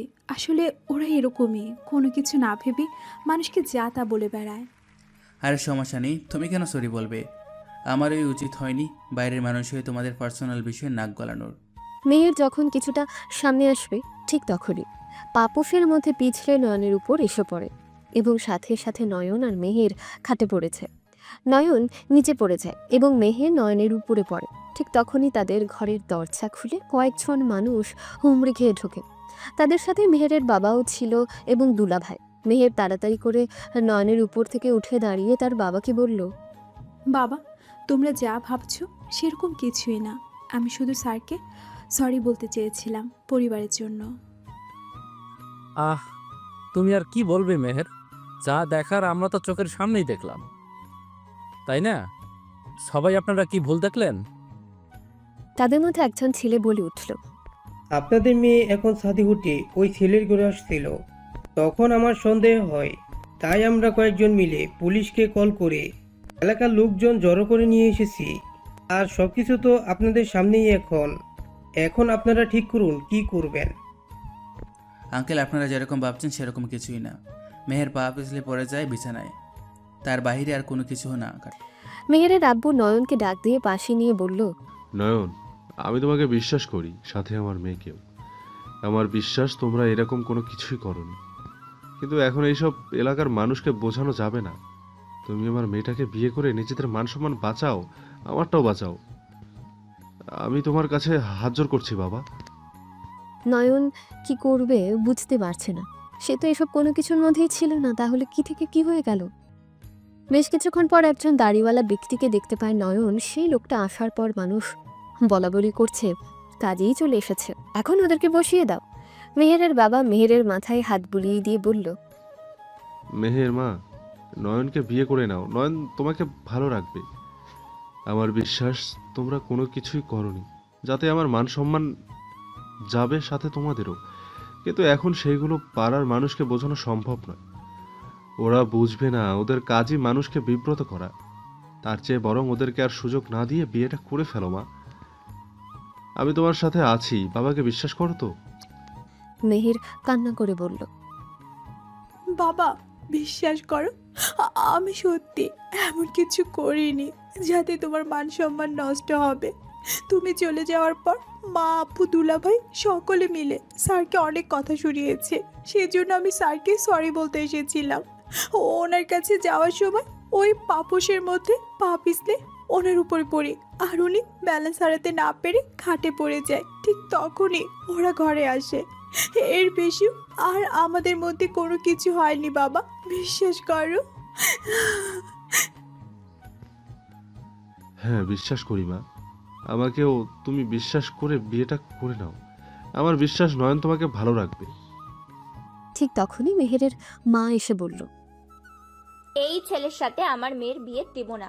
এমন এতিম ছেলের সাথে আমার মেয়ের বিয়ে দিব না আমি, যেখানে আমার মেয়ের কোনো ভবিষ্যৎই নেই। পাড়ার একজন লোক বলে উঠল, আপনার মেয়ে যখন এই ছেলের সাথে ইটিস পিটিস করছিল তখন আপনারা কোথায় ছিলেন? এখন আসছেন এই ছেলের সাথে বিয়ে দেবেন না? কোন ছেলের সাথে বিয়ে দেবেন আপনার মেয়েকে, কোন ছেলে বিয়ে করবে, এইসব কিছু জেনে আমাদের সাথে এই সমাজের মধ্যে থেকে এসব নোংরামি চলবে না। এক্ষুনি ওদেরকে বিয়ে করাতে হবে, আর নয়তো দোনোটাকে এখান থেকে শহরছাড়া করব। মেহেরের মা আর কোনো কিছু বলে না। মেহেরের দুলাভাই বলে উঠল, আম্মা, যা হচ্ছে হতে দিন। এই ছেলেকে দিয়ে বাসার যত কাজ আছে সব করিয়ে নিব আমরা। সাথে কাজের লোকের আর টাকা লাগবে না, ওই টাকা দিয়ে শপিং করতে পারবেন। তা অবশ্য ঠিক বলেছ, কিন্তু এই ছেলেকে দিয়ে কাজ করানো সম্ভব হবে? তা কিভাবে অসম্ভবকে সম্ভব করতে হয় সেটা না হয় আপনি আমার উপর ছেড়ে দিন। ওই ছেলেকে এমনভাবে টাইট করব যাতে একেবারে শিক্ষা হয়। বেশ কিছুক্ষণের মধ্যে মেহের এবং নয়নের দুজনের বিয়েটা কমপ্লিট হয়েছে। লোকজন চলে যাওয়ার পর মেহেরের বাবা নয়নের যা কিছু ছিল সবকিছু নিয়ে মেহেরের রুমে রেখে দেয়। নয়ন অবশ্য আসতে চায়নি, কিন্তু মেহেরের বাবা জোর করে নয়নকে ওনার সাথে নিয়ে এসেছে। সব জিনিসপত্র মেহেরের রুমে রেখে নয়নকে মেহেরের বাবা উদ্দেশ্য করে নয়ন, বলল, আমার এই পরিবারের সবচেয়ে দামি মূল্যবান জিনিসটা তোমার হাতে আজ থেকে তুলে দিলাম। সেই জিনিসটাকে কখনো অবহেলা করো না। আমার সবচেয়ে প্রিয় জিনিসটা আজ থেকে তোমাকে দিলাম, তাকে নিজের সর্বোচ্চটা দিয়ে আগলে রেখো। আমার এই মেয়ের চোখের পানি কখনো পানি আসতে দিও না। আজ থেকে সেই দায়িত্ব তোমাকে দিলাম। জানি তোমাদের বিয়েটা স্বাভাবিকভাবে হয়নি, কিন্তু এখানে অস্বাভাবিকতার কোনো কিছুই নেই। জি আঙ্কেল। নয়ন আজ থেকে আঙ্কেল নয়, বাবা বলে ডাকবে আজ থেকে। মেহেরের বাবা চলে যাওয়ার পর মেহের বিছানায় বসে থাকে, দুই হাঁটুর মধ্যে মুখ দিয়ে বসে থাকে। নয়ন একটা চেয়ারে বসে মেহেরকে বলল, সরি মেহের, পারলে মাফ করে দিও। আজকের এই সিচুয়েশনটা আমার জন্য ক্রিয়েট হয়েছে। মেহের এবার হাঁটু থেকে মাথা তুলে নয়নের দিকে তাকিয়ে তারপর বলল, আপনি আবার কি করছেন? আপনি তো কিছুই করেননি। আমি যদি আজকে ওইখানে তোমার খাওয়ার টেবিলে তোমার ফুফির কথা না তুলতাম, তাহলে তুমি আমার রুমেও যেতে না, আর এইসব কিছু হতো না। এখানে আপনার কোনো দোষ নেই, শুধু শুধু নিজেকে দোষ দিবেন না। ভাগ্যে যা ছিল তাই হয়েছে, এখন ভাগ্যকে মেনে নেওয়া ছাড়া আর কোনো উপায় নেই। নয়ন আর কোনো কিছু বলল না, চুপচাপ সেখানে বসিয়েছিল। তখন মেহেরকে উদ্দেশ্য করে বলল, আপনি খাটের ওপাশে গিয়ে শুয়ে পড়ুন, আমি এই পাশে শুয়ে পড়ি। বসে থেকে আর লাভ কি? আপনার তো কালকে আবার অফিসে যেতে হবে, এখন ঘুমিয়ে পড়ুন তাড়াতাড়ি। নয়ন আর কোনো কিছু না বলে বিছানার একপাশে শুয়ে পড়ে। সকালবেলা ঘুম থেকে উঠে দেখতে পায় মেহেরের চুলগুলো নয়নের মুখের উপর পড়ে আছে। নয়ন আস্তে আস্তে সেই চুলগুলো মুখ থেকে ছড়িয়ে তারপর বালিশের মাথায় রেখে দিল। নয়ন ঘুম থেকে উঠে ফ্রেশ হয়ে তারপর একেবারে অফিসের জন্য রেডি হয়ে যায়। মেহেরকে আস্তে আস্তে ডাক দিয়ে ঘুম থেকে তুলল। মেহের কলেজে যাবেন আজকে? 9টা বাজতেছে। আজকে যেতে ইচ্ছে করছে না, কালকে থেকে যাব। আচ্ছা ঠিক আছে, তাহলে তুমি শুয়ে থাকো, আমি চলে যাচ্ছি। সে কি, আপনি নাস্তা করে যাবেন না? আপনি একটু বসুন, আমি ফ্রেশ হয়ে আপনাকে নাস্তা করিয়ে দিচ্ছি। শুনো মেহের, এত অধৈর্য হবে না, আমি বাইরে থেকে নাস্তা করে নিব, তোমাকে এত কষ্ট করতে হবে না। তুমি বরং একটু শুয়ে রেস্ট করো। মেহের কিছু বলতে যাবে, তখন মেহেরকে কোনো কিছু বলতে না দিও। নয়ন সোজা গিয়ে মেহেরের কাছে মেহেরের দুই কাঁধে দুই হাত দিয়ে ধরে সোজা গিয়ে মেহেরকে বিছানায় শুয়ে দেয়। তারপর মেহেরের উপর পাতলা কাঁথাটা দিয়ে দেয়। এখন চুপচাপ ঘুমিয়ে থাকো, আমি বাইরে থেকে ব্রেকফাস্ট করে নিতে পারবো, আমার হাতে টাইম রয়েছে। মেহেরকে কোনো কিছু বলতে না দিয়ে সে বেরিয়ে যায় রুম থেকে। নয়নের যাওয়ার দিকে তাকিয়ে মেহের মনে মনে বলল, আপনাকে চেয়েছিলাম আমার জীবনে, কিন্তু এইভাবে আপনার মনে কষ্ট দিয়ে চাইনি। জানি না আপনি আমার উপর রাগ করে রয়েছেন কিনা, কিন্তু খুব শীঘ্রই আমি সব কিছু ঠিক করে ফেলবো, দেখে নেবেন আপনি। এই কথাগুলো মনে মনে চিন্তা করে মেহের আবার ঘুমিয়ে পড়ে। মেহেরের আম্মু ঘুম থেকে উঠে কাজের মেয়েকে কাজ করতে দেখে জিজ্ঞেস করলো, নাস্তা হয়েছে সব? না, নাস্তা পুরোপুরি হয়নি, আর একটু বাকি রয়েছে। কয়টা বাজে তোর সেই দিকে খেয়াল আছে? এখনো নাস্তা হয়নি কেন? আসলে মেহের আপু এখনো ঘুমোচ্ছে তো, সেই জন্য। মেহেরের মা এখানে আর কোনো কিছু না বলে শুধু মেহেরের রুমে চলে যায়। সেখানে গিয়ে মেহেরকে ঘুম থেকে তুলে তারপর মেহেরকে বলল, কালকে বিয়ে হতে না হতে তোদের এত তাড়াহুড়ো ছিল এসব কিছু করে ফেলার? লজ্জা করে না আমাদের মুখে চুনকানির বিখে এসব করতে? কালকে রাতে মনে হয় এই ছেলের সাথে এইসবই করতে গিয়েছিলিস রে, তাই তো লোকজনের হাতে ধরা পড়তে হয়েছে। মান সম্মান আর রাখলি না। সকালবেলা মেহেরের মায়ের এসব কথা শুনে মেহের তাজ্জব বনে যায়। তারপর মেহেরের মায়ের দিকে তাকিয়ে মেহের মাকে উদ্দেশ্য করে বলল, এসব কোন ধরনের কথাবার্তা আম্মু? এমন নোংরা কথা তোমার মুখ দিয়ে আসছে কিভাবে? আমি তোমার মেয়ে, সেটা কি তুমি ভুলে যাচ্ছ? তুমি কিভাবে পারলে এই নোংরা কথাগুলো আমার উপর এভাবে বলতে? একবার তোমার বুক কাঁপলো না? আর কালকে আমি এসব করতে চাইনি, তুমিও ভালো করেই জানো। আর আজকে যদিও আমরা এসব করে থাকি নাই কেন, আমরা এখন হালাল সম্পর্কের মধ্যে আছি। রুচিতে বাঁধবে কেন? যা সত্যি তাই তো বলেছি। তোর চয়েস এত খারাপ আমি আগে চিন্তাও করিনি। ভেবেছিলাম তোকে বড়লোক জায়গাতে বিয়ে দেবো, ইয়া বড় ঘর দেখে। আর সেখানে তুই কি করলি? একটা এতিম ছেলেকে বিয়ে করে ফেললি, যার কোনো নিজের ভবিষ্যৎই নেই। এখন শ্বশুরের ঘরে বসে বসে খাবে? আমার স্বামী তো ঘরে বসে বসে খাচ্ছে না, তোমার বড় মেয়ের জামাই ঘরে বসে বসে খাচ্ছে। তাকে গিয়ে বলো আমার স্বামী বিয়ের পরের দিন কাজে গিয়েছে। আর তোমার বড় মেয়ের জামাই এখনো তো ঘরের মধ্যে বসে বসে নিজের শ্বশুরের টাকায় খাচ্ছে। সেই দিকে খেয়াল আছে তোমার? আমার পিছনে এভাবে পড়ে আছো কেন? মেহেরের আম্মু আর কোনো কিছু না বলে মেহেরকে উদ্দেশ্য করে বলল, কয়টা বাজে? সকাল এখনো পড়ে পড়ে ঘুমাচ্ছিস? নাস্তা কে বানাবে শুনি? এখনো নাস্তা হয়নি কেন?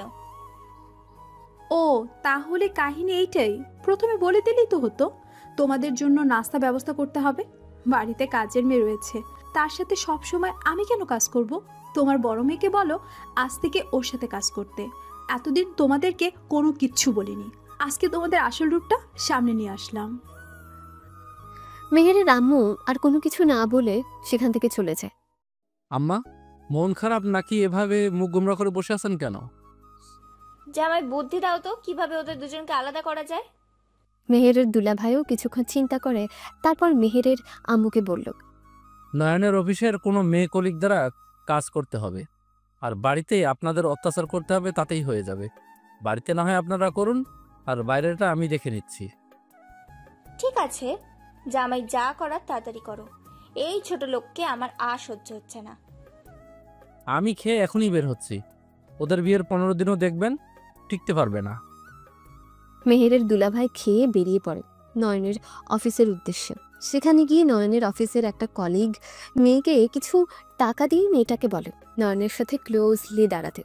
আর তখন একটা ফটোগ্রাফার দিয়ে মেহেরের দুলাভাই পিক তুলে নেয় এবং সেগুলো এডিট করে বিছানায় নেয়, দুজনের শরীর থেকে কাপড় সরিয়ে দেয় এবং একটা চাদর দিয়ে ঢেকে দেয় দুজনকে। বাড়িতে গিয়ে যখন মেহেরের দুলাভাই মেহেরকে সেগুলো দেখায় তখন মেহের কি বলবে ভেবে পায় না। মেহের তো এই ছেলেটাকে ভালোবেসে ফেলেছিল, তাহলে নয়ন আজকে ঠিক করে বাড়িতে গিয়ে সবকিছু সত্য কথা বলে দেবে মেহেরকে। বাড়িতে যাওয়ার পর মেহের কোনো কথা বলে না। মেহের মেহের নয়নকে আর কোনো কিছু বলতে না দিয়ে থামিয়ে দেয়। তারপর মেহের বলতে থাকে, তোর এই নষ্ট মুখে আমার নাম মুখে আনবি না। তুমি আমাকে থুইতুকারি করতেছো কেন মেহের? হঠাৎ তোমার কি হলো? এমন বিহেভ করতেছো কেন? তুই এসবের যোগ্য না। তোর সাথে এর চেয়ে ভালো ব্যবহার করার আমার পক্ষে সম্ভব নয়। এখন এখান থেকে বেরিয়ে যা। নয়ন বাইরে এসে বসে, তখনই মেহেরের আম্মু এসে বলে, এই ফকিরের বাচ্চা, তুই নাকি ভালো রাখতে পারিস। কাজে মেয়েটা ছুটিতে গিয়েছে, এখন গিয়ে আমাদের জন্য রান্না বসা। আমি রান্না করবো কেন? আপনাদের বাসায় মেয়ে থাকতে? মেহেরের দুলাভাই এসে ঠাস করে নয়নকে চড় মারে। সেটা অবশ্য মেহের দেখতে পেয়েছে। তখনই মেহের এদিকে এগিয়ে আসে। নয়ন ভেবেছে মেহের হয়তো নয়নের পক্ষে কথা বলবে, কিন্তু নয়নকে ভুল প্রমাণিত করে। ওই ছোট লোকের বাচ্চা, কি ভেবেছিস এই বাড়িতে এখানে এসে বসে বসে খাবি? তা হবে না, এক্ষুনি গিয়ে রান্না বসা। নয়ন আর কোনো কিছু না বলে সোজা রান্নাঘরে চলে যায়। নয়ন ভাবছে, এখন মেহেরকে কোনো কিছু বলা যাবে না, যা জিজ্ঞেস করার রাতে জিজ্ঞেস করতে হবে। কি হয়েছে? নয়ন রান্নাবান্না শেষ করে রাত 8টায় ঘরে ঢুকে তারপর ফ্রেশ হয়ে বেরিয়ে আসে। বেরিয়ে এসে দেখে মেহের খেতে বসেছে। নয়নকে না বলে ওদের সাথে খেয়ে মেহের নিজের ঘরে এসে ঘুমিয়ে পড়ে। নয়ন সেদিন রাতে না খেয়ে মেহেরের পাশে বিছানায় শুতে গিয়েছিল। তখন মেহের বলেছিল, তোর মতো ছোট লোকের বাচ্চার এখনো এত বড় কপাল হয়নি যে মেহেরের পাশে ঘুমাবি। মেহের কি হয়েছে আমায় বলো প্লিজ, কি হয়েছে যার জন্য তুমি আমার সাথে এরকম ব্যবহার করতেছো? কোনো কিচ্ছু হয়নি, তুই এখান থেকে নাম। আর কোনো বিষয় নিয়ে আমাকে প্রশ্ন করবি না, চুপচাপ ঘুমাতে দে আমায়। সেদিনের পর আজ প্রায় 1 মাসের মতো মেহেরের পরিবার থেকে অত্যাচার করা হচ্ছে নয়নকে। কিন্তু নয়ন সেই সব কথা মেহেরের বাবাকে কোনোভাবে জানাতে চাচ্ছে না। নয়ন একদিন একটা ডিসিশন নেয়। সে বাড়িতে এসে মেহেরকে জিজ্ঞেস করলো, দেখো মেহের, এভাবে কোনো সম্পর্ক চলতে পারে না। তুমি কোন বিষয়টা নিয়ে আমার সাথে এরকম বিহেভিয়ার করতেছো একটু খুলে বলবে? তুমি কি চাচ্ছ আমি বুঝতে পারতেছি না। মেহের সেই সময় ঘুমের ঘোরে ছিল। একটু আগেই মাত্র ঘুম থেকে উঠেছে। সে ঘুমের ঘোরে নয়নকে বলে দিল, তুই আমার জীবন থেকে চলে যা, তাহলে আমি অনেক খুশি হব। ব্যাস। পরের দিন নয়ন বাসা থেকে বেরিয়ে অফিসে যায় ঠিকই, কিন্তু সেই দিনের পর আর বাসায় ফেরেনি নয়ন। নয়ন যখন বাসায় ফেরেনি মেহের ততটা পাত্তা দেয়নি। তখন যখন রাত পার হয়ে সারাদিন পার হয়, পুরো একদিন চলে যায়, কিন্তু নয়নের কোনো খোঁজ নেই। তখন মেহের গিয়ে তার আব্বুকে বলল সব কিছু খুলে। মেহের, এই কাজটা তুমি একদম ঠিক করনি। আমি তোমাকে খুবই বিচক্ষণ এবং বুদ্ধিমান মেয়ে ভাবতাম। তোমার কাছে আমি এটা কখনোই আশা করিনি। মেহের কোনো কিছু না বলে নিচের দিকে তাকিয়ে থাকে। মেহেরের বাবা মেহেরকে কথা শুনিয়ে তারপর চলে যায় নয়নের অফিসের উদ্দেশ্যে। সেখানে গিয়ে কোনো কিছুই জানতে পারে না। বাড়িতে এসে সবকিছু জানায় মেহেরকে। মেহের তখন অনেকটা ভেঙে পড়ে। চিন্তা করো না নয়ন, হয়তো একটু কষ্ট পেয়েছে, কিন্তু ঠিকই চলে আসবে। মন খারাপ করো না, গিয়ে একটু রেস্ট নাও, যাও। পরের দিন যখন মেহেরের বাবা অফিসে চলে যায়, তখন মেহের বাসা থেকে বেরিয়ে নয়নের অফিসে যায় নয়নকে খোঁজার জন্য। কিন্তু তার বেলাও একই রকম অবস্থা। নয়নকে সে কিছুতেই খুঁজে পায় না। আসার সময় একটা মেয়ে তার সামনে পড়ে। মেয়েটাকে খুব চেনা চেনা মনে হচ্ছিল। তারপর মেহেরের মনে পড়ে, এটা তো সেই মেয়ে নয়নের সাথে ছুঁইতে যে এই মেয়েটা ছিল। মেহের দৌড়ে গিয়ে মেয়েটাকে একটা থাপ্পড় মারে। তারপর মেয়েটাকে ইচ্ছে মতো চুলে ধরে টানতে থাকে এবং মারতে থাকে। এক সময় সে মেয়েটাকে জিজ্ঞেস করলো, বল আমার নয়ন কোথায়? তুই মনে হয় নয়নকে কোথাও লুকিয়ে রেখেছিস আমার কাছ থেকে। ছাড়বো না তোকে, সত্যি কথা বল। আমার নয়নের খোঁজ না দিলে। এই মেয়ে কি করতেছো? ছাড়ো, আমি তো কিছুই বুঝতে পারছি না। তুমি আমাকে মারতেছো কেন কোনো কিছু না বলে? আমি তো তোমাকে চিনি না, আর আমাকেও তোমার চেনার কথা নয়। তাহলে তুমি অচেনা একজন মানুষকে কেন এভাবে মারতেছো? আমি তোকে পুলিশে দিব, এক্ষুনি দাঁড়া। তুই আমার নয়নকে কোথায় লুকিয়ে রেখেছিস তাড়াতাড়ি বলে ফেল, নয়তো খুবই খারাপ হয়ে যাবে তোর সাথে। তুই এখনো আমাকে চিনে উঠতে পারিসনি। মেয়েটা পুলিশের কথা শুনে ভয় পেয়েছে। তারপর সে মেহেরকে বলল, তুমি নয়নের কি হও? আমি নয়নের স্ত্রী হই। তুই আমার স্বামীর সাথে পরকীয়া করেছিলি, তাই না? তোকে আমি ছাড়বো না। তোর জন্য আজকে আমি আমার স্বামীর কাছ থেকে দূরে। তোকে আমি জেলের ভাত খাইয়েই ছাড়বো। দেখুন, নয়নের সাথে আমার কোনো কিছুই নেই। শুধু শুধু আজে বাজে কথা বলবেন না। নয়নের সাথে আমার এ ধরনের কোনো সম্পর্ক নেই। আমার হাজবেন্ড আছে, তাহলে আমি নয়নের সাথে কিসের জন্য এইসবে জড়াবো? মেহের মেয়েটার কথা শুনে তার ব্যাগ থেকে সে ছবিগুলো বের করে এই মেয়েটার সামনে তুলে ধরলো। তারপর মেয়েটাকে বলল, তাহলে বল এই ছবিগুলো কিসের? এই ছবিতে তো স্পষ্ট তোর মুখ বোঝা যাচ্ছে। ও মাই গড! শোনো তাহলে, আমি তোমাকে বলি, সেই দিন একটা লোক এসেছিল আমার কাছে। আমাকে কিছু টাকা দিয়ে তারপর বলল নয়নের পাশে গিয়ে দাঁড়াতে, শুধু 2টা ছবি তুলবে, এর বেশি কিছু করবে না। মেহের কি যেন একটা ভেবে ব্যাগ থেকে মোবাইলটা বের করে মোবাইলের স্ক্রিনে একটা ছবি ওনার সামনে ধরলো। তারপর জিজ্ঞেস করলো, দেখ তো এই ছেলেটা কিনা? হ্যাঁ, এটাই সেই লোক যে কিনা আমাকে টাকা দিয়ে বলেছিল নয়নের পাশে একটু দাঁড়াতে, শুধু জাস্ট 2টা ছবি তুলবে, আর কিচ্ছু না। মেহের আর সেখানে কোনো কিছু না বলে বেরিয়ে পড়ে নিজ বাড়ির উদ্দেশ্যে। রাস্তায় তার বাবাকে ফোন করে বলল বাড়িতে আসার জন্য। মেহেরের বাবা সে নিজেও বাড়িতে আসতো। মেহেরের ফোন পেয়ে একটু তাড়াতাড়ি চলে যাচ্ছে বাড়িতে। মেহের বাড়িতে পৌঁছানোর আগেই মেহেরের বাবা বাড়িতে পৌঁছে যায়। মেহের বাড়িতে এসে তার দুলাভাইকে ডেকে বের করে আনে। মেহেরের দুলাভাই সামনে আসার পর মেহের গিয়ে ঠাস করে একটা থাপ্পড় মারে। বাবা, এই শুয়োরের বাচ্চা সেই দিন কিছু ছবি এডিট করে এনে আমাকে দেখিয়েছিল আর বলেছিল এসব নাকি নয়ন করেছে। ওরা তিনজন মিলে আমাকে আমার স্বামীর কাছ থেকে আলাদা করেছে। আমি ছাড়বো না কাউকে, ছাড়বো না। শুধু নয়নকে খুঁজে না পেলে সব কয়টাকে আমি পুলিশে দেব। টেনশন করিস না মা, নয়নের ঠিকানা আমি পেয়েছি। নয়নের বাসা ঢাকায়, আমার এক কলিগের বাসার পাশেই ওদের বাসা। চল, আমি তোকে নিয়ে যাচ্ছি সেখানে। না বাবা, তোমাকে যেতে হবে না, ঠিকানা আমায় দাও। আমি যেহেতু এত কিছু করেছি, যেহেতু সব কিছুর ঝামেলা আমি নিজেই ভাঙবো। কিন্তু তুই এত দূরে একা কি করে যাবি? আমি সাথে যাচ্ছি, কিচ্ছু হবে না, সবকিছু ঠিকঠাক করে দিয়ে আমি চলে আসব। না বাবা, আমি যেতে পারবো, তুমি শুধু আমাকে ঠিকানাটা দাও। তুই একটা বাইরের ছেলের জন্য আমার স্বামীর গায়ে হাত তুলেছিস, এটা একদম ঠিক করিসনি মেহের। তোর সম্পর্কে উনি তোর দুলাভাই হয়। ও তাই নাকি? তোমরা যেন কি হও আমার আমার মনে নেই। তোমাদেরকে দেখে আমার ঘৃণা হয়। তোমরা আমার মা বোন, সেগুলো ভাবতেও ঘৃণা হয়। আপনি তো আমার মা, আপনি আমার মা হয়ে কিভাবে পারলেন আমার সংসার ভাঙতে? আর তুমি তো আপু হয়ে সব কিছু জেনে শুনো তোমার স্বামীর পক্ষে কথা বলতেছো। এইটাই তোমার শিক্ষা, তাই তো? আর তোমাকে কি বলবো মা, যেমন মেয়ে তা তো তেমনই হওয়ার কথা। কাকে কি বলতেছিস? তোকে যেটা বলেছি সেটা কর। তুই ফ্রেশ হয়ে আয়, আমি গাড়ি করে দিচ্ছি এখান থেকে। মেহের চলে যায় ফ্রেশ হতে। 5 মিনিটে ফ্রেশ হয়ে চলে আসে সেখান থেকে। এখন যেহেতু রাত 10টা বেজে গিয়েছে, তাই এখান থেকে গাড়ি যেতে যেতে প্রায় সকাল হয়ে যাবে। মেহেরকে রাত 3টার সময় গাড়িতে তুলে দেয় মেহেরের বাবা। সাবধানে যাবি মা, আর পৌঁছে আমায় কল করবে। ওইখানে যা তুই, আমি পরশুদিন আসছি, কোনো সমস্যা হলে আমাকে সাথে সাথে জানাবি।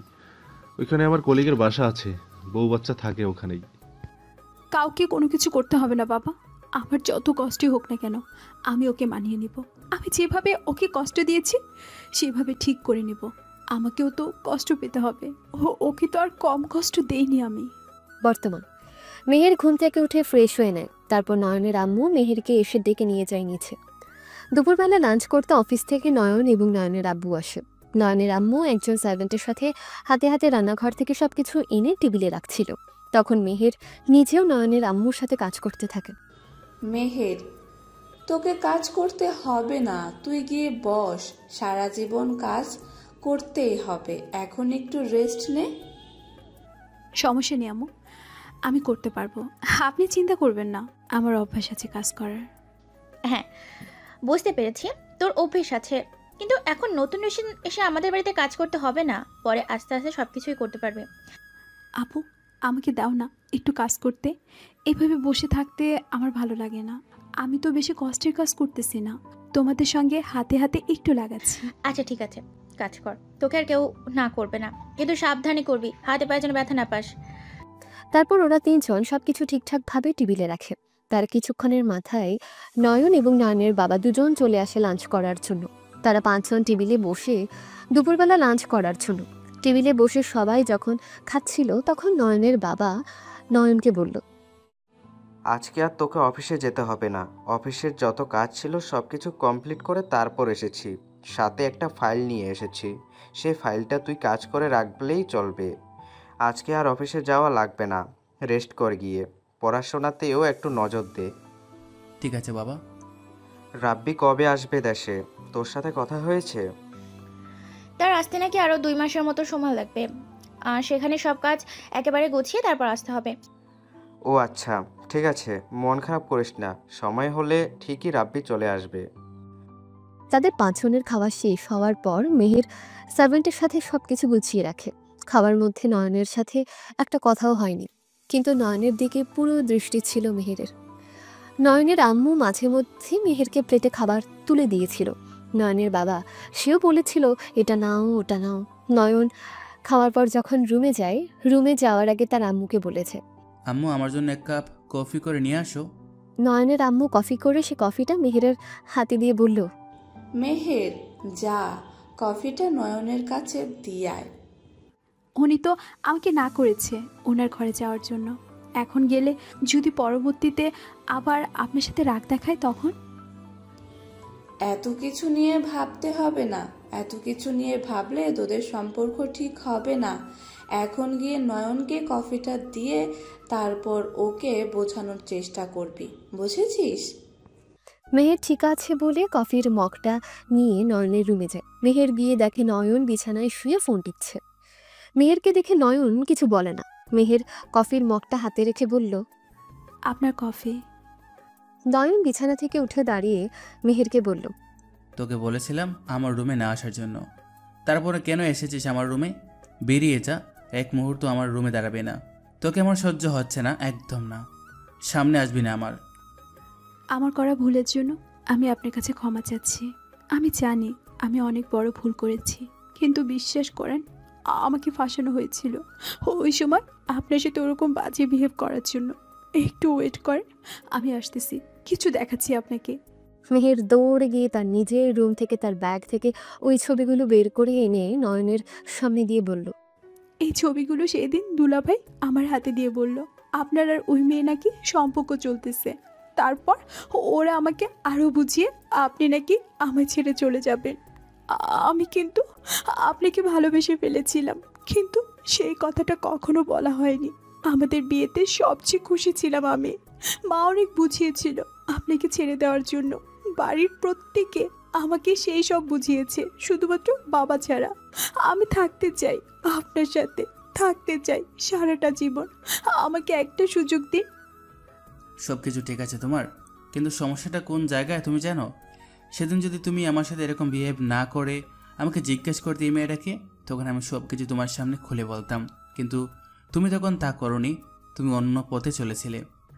হ্যাঁ, আমি ভুল পথে চেয়েছিলাম। এখন ঠিক বুঝতে পারছি। তোমার কাছে আমি ভিক্ষে চাইছি, তুমি আমাকে একটা সুযোগ দাও। আমি সব কিছু আগের মতো ঠিক করে দেব, তোমাকে কোনো অভিযোগ করার সুযোগই দেব না। মা বাবা আব্বু সবাইকে আগলে রাখবো। এখন সামনে থেকে যাও। তোমাকে আমি সাদাসিধে সরল ভেবেছিলাম, তুমি যে এত কিছু করবে তলে তলে আমি কখনো বুঝতে পারিনি। তুমি এইসব বিষয় নিয়ে আমার সাথে এরকম করেছিলে। তুমি করেছিলে ঠিক আছে, তোমার ফ্যামিলিকে উস্কে দিয়েছিলে। চলে যাও আমার সামনে থেকে। একটা মেয়ে নিজের সংসার বাঁচানোর জন্য কি না কি করে, আর আমি তো তোমাকে ভালোবাসতাম। আর আমি কি করে তোমাকে ছাড়তে পারতাম? আমি ভেবেছিলাম তোমাকে একটু অবহেলা করলে তুমি হয়তো আমার কাছে ফিরে আসবে, কিন্তু আমি কখনো ভাবিনি তুমি আমার থেকে এতটা দূরে চলে যাবে। এখন দেখতে পাচ্ছ তো নাকি, এসব কিছু করার আগে তোমাকে ভাবা উচিত ছিল।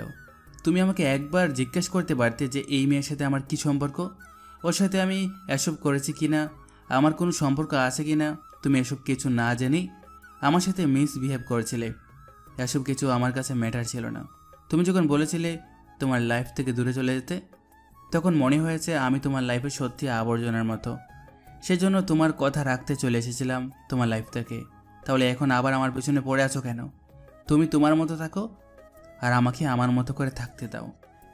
না, আমি তোমাকে ছাড়া থাকতে পারবো না, সেটা তুমিও জানো, আমিও জানি। প্লিজ আমাকে একবারের মতো ক্ষমা করে দাও। আমি আর দ্বিতীয়বার এরকম কোনো ভুলই করব না, যাতে তুমি কষ্ট পাও। সব সময় তোমার কথা শুনে চলবো, যা হবে সব কিছু তোমার সাথে শেয়ার করব। দাও, আমাকে একটা সুযোগ দাও।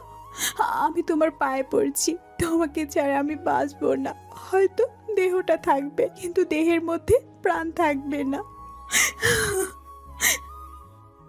আর কোনো কথা বলবে না, এখন বের হও। আমি একটু ঘুমাবো, আমার একটু ঘুম প্রয়োজন। তোমার এসব কেন কেন আমার কাছে আর ভালো লাগতেছে না, একদম বিরক্ত লাগতেছে, জাস্ট বিরক্ত। মেহেরকে বাইরে বের করে দিয়ে নয়ন ঘরের দরজা লাগিয়ে দেয়। মেহের কাঁদতে কাঁদতে তার রুমে গিয়ে শুয়ে পড়ে। তার কিছুক্ষণ পর নয়নের আম্মু মেহেরের রুমে এসে দেখে মেহের কাঁদতে কাঁদতে বিছানায় শুয়ে আছে। নয়নের আম্মু সে মেহেরের মাথায় হাত বুলিয়ে দেয়। তখন মেহের সজাগ ছিল। নয়নের আম্মুকে দেখে মেহের জড়িয়ে ধরে বলল, আম্মু, আমি কি খুব খারাপ মেয়ে? আমি কখনোই ভালো মেয়ে হতে পারলাম না। জানো, আমার সবচেয়ে বড় ভুল ছিল আমিও ওনাকে এসব বিষয়ে না বলে অযথা কষ্ট দিয়ে গেছি ওনাকে। তাই তো উনি আমার সাথে রেগে গিয়েছে। আমি রাগ করে বলেছিলাম আমার সামনে না আসতে, তাই বলে উনি আমার থেকে দূরে চলে গিয়েছিল। বিশ্বাস করো, আমি যখন কথাটা বলেছিলাম আমার একটুও হুঁশ ছিল না। কান্না করে না মা, সব কিছু ঠিক হয়ে যাবে একদম। একটু সময়ের অপেক্ষা শুধু। নয়ন বাইরে থেকে যতটা কঠোর দেখায় তার হৃদয় কিন্তু অতটাও কঠোর নয়।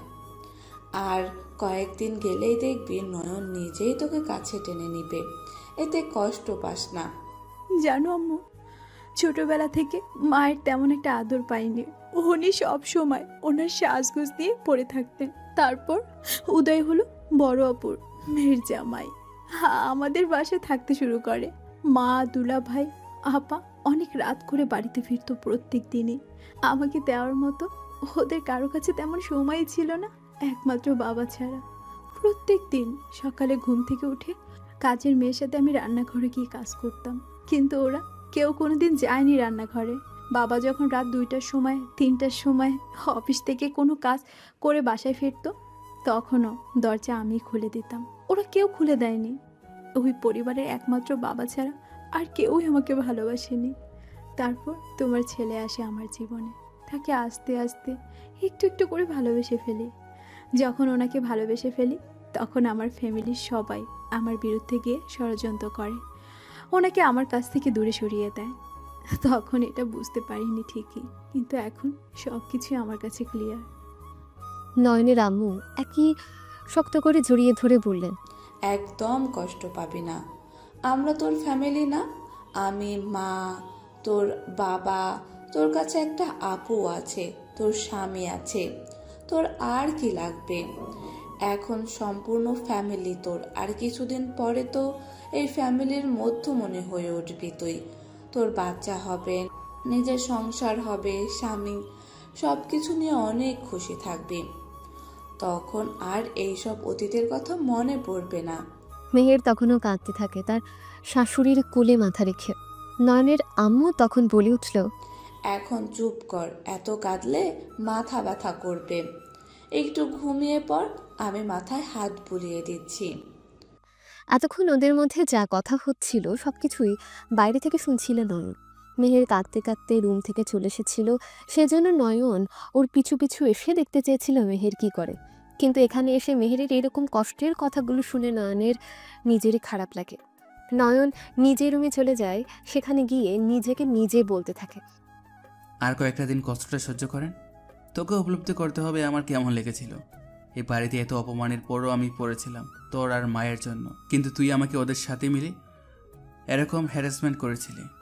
সেটা বুঝেই হোক কিংবা না বুঝেই হোক করেছিলি, তো ফিউচারে যেন এরকম করতে না পারিস তার জন্য আমার এই কঠিন পদক্ষেপটা নেওয়া। তারপর নয়ন নিজেও ঘুমিয়ে পড়ে। সন্ধ্যার সময় ঘুম থেকে উঠে বাইরে চলে যায়। বাইরে এসে বন্ধু সৈকতের সাথে দেখা করে তারপর তারা দুজনে একটা চায়ের স্টলে বসে। তার দিনকাল কেমন চলতেছে তোর? এখন তো তোকে দেখে যায় না, অফিসে বসে একেবারে আমাদেরকে ভুলে গিয়েছিস। আসলে সেরকম কোনো কিছুই নয় তোর, অফিসের কাজের চাপ, নিজের 2 মুঠো ভাত খাওয়ার সুযোগ হয়ে ওঠে না। সারাদিন অফিস করার পরও রাতের বেলাও কাজ করতে হয় অফিসের। আমি তো নতুন নতুন গিয়েছি, সেজন্য আমার কাজটা করতেও দেরি হচ্ছে। হ্যাঁ তা ঠিক, নতুন নতুন অফিসে গিয়েছিস, কাজ বুঝতে একটু সময় লাগবেই। তা আমাদের বন্ধু বান্ধবদের কী খবর? সবার সাথে যোগাযোগ রয়েছে? আমি তো গ্রুপ থেকে লিভ নিয়েছিলাম আরও অনেক আগেই। গ্রুপের মধ্যে মনে হয় না এই 1 সপ্তাহের ভিতরে কেউ SMS দিয়েছে, আর আগে কেউ দিলেও আমার মনে কর রিপ্লাই দেওয়ার মতো সময় ছিল না।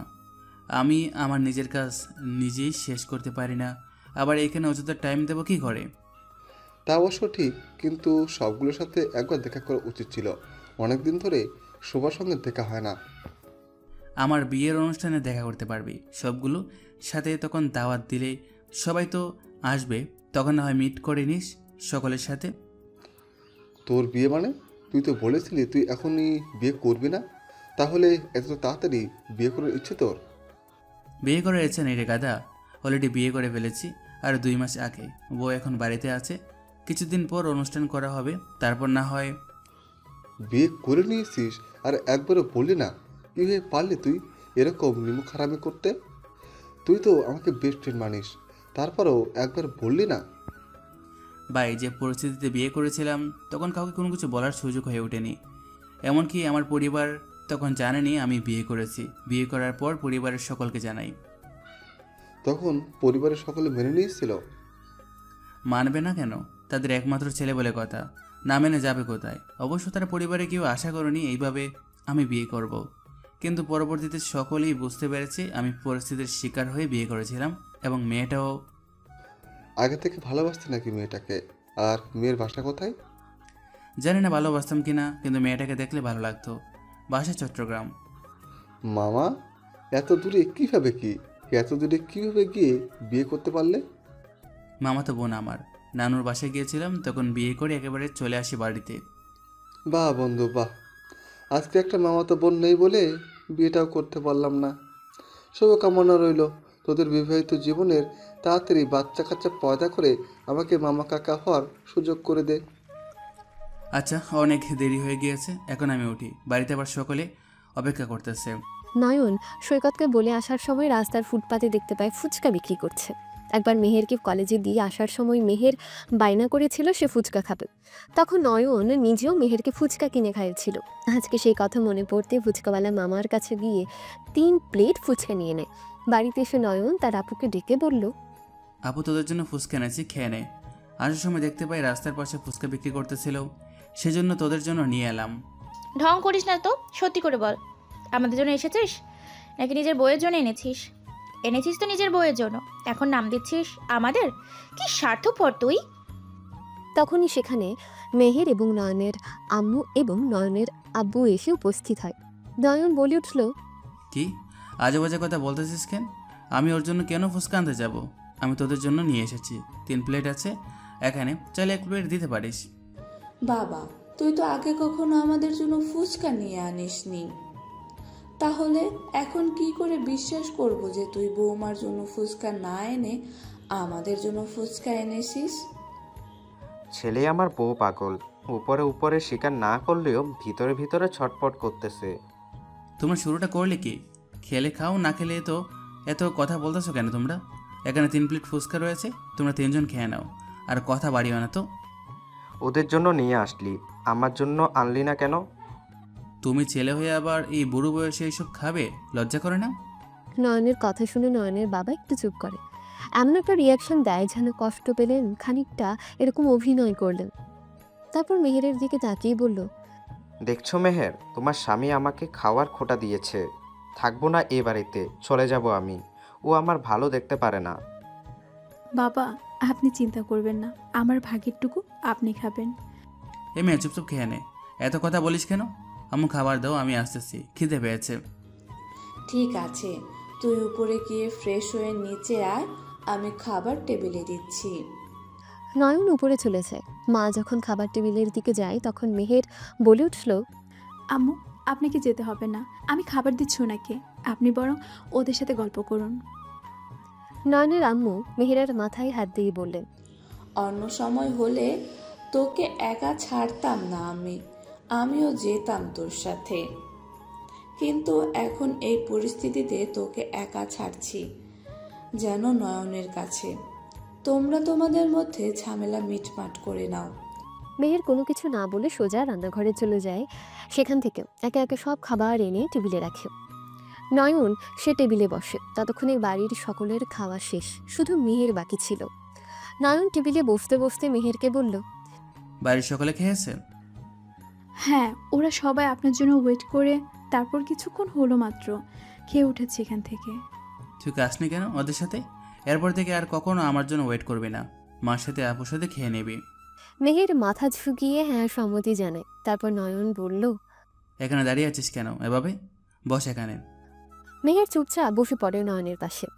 তারপর দুজনের খাওয়া শেষ হলে দুইজনের রুমে চলে যায়। সকালবেলা 7টার সময় বাড়ির কলিং বেল দেয় কে যেন। ফজরের নামাজ পড়তে উঠেছিলেন নয়নের আম্মু এবং আপু, সাথে মেহের কেউ তুলেছিল।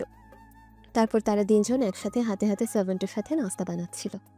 তখনই কলিং বেল বেজে উঠে নয়নের আম্মু বলল, তোরা এখন থাক, আমি গিয়ে দেখছি কে এসেছে। আম্মু চলে যায় সেখান থেকে দরজার কাছে। দরজা খোলার পর সামনে একটা লোক দেখতে পায়। লোকটা যখন নয়নের আম্মুর দিকে ফিরে তাকালো তখন নয়নের আম্মুর 2 চোখ বেয়ে 2 ফোঁটা পানি গড়িয়ে পড়ল। অস্পষ্ট সুরে বলল, কেমন আছেন ভাইজান? মেহেরের আব্বুর তারও একই রকম অবস্থা। এত বছর পর নিজের বোনকে সামনাসামনি দেখে চোখ দিয়ে 2 ফোঁটা পানি গড়িয়ে পড়ল। তিনি খুব তাড়াতাড়ি চোখের পানিটুকু মুছে তারপর বলল, ভালো আছি। সরি, আমি মনে হয় ভুল ঠিকানায় চলে এসেছি। এটা বলে মেহেরের বাবা দরজার পাশ থেকে সরে যেতে নেয়।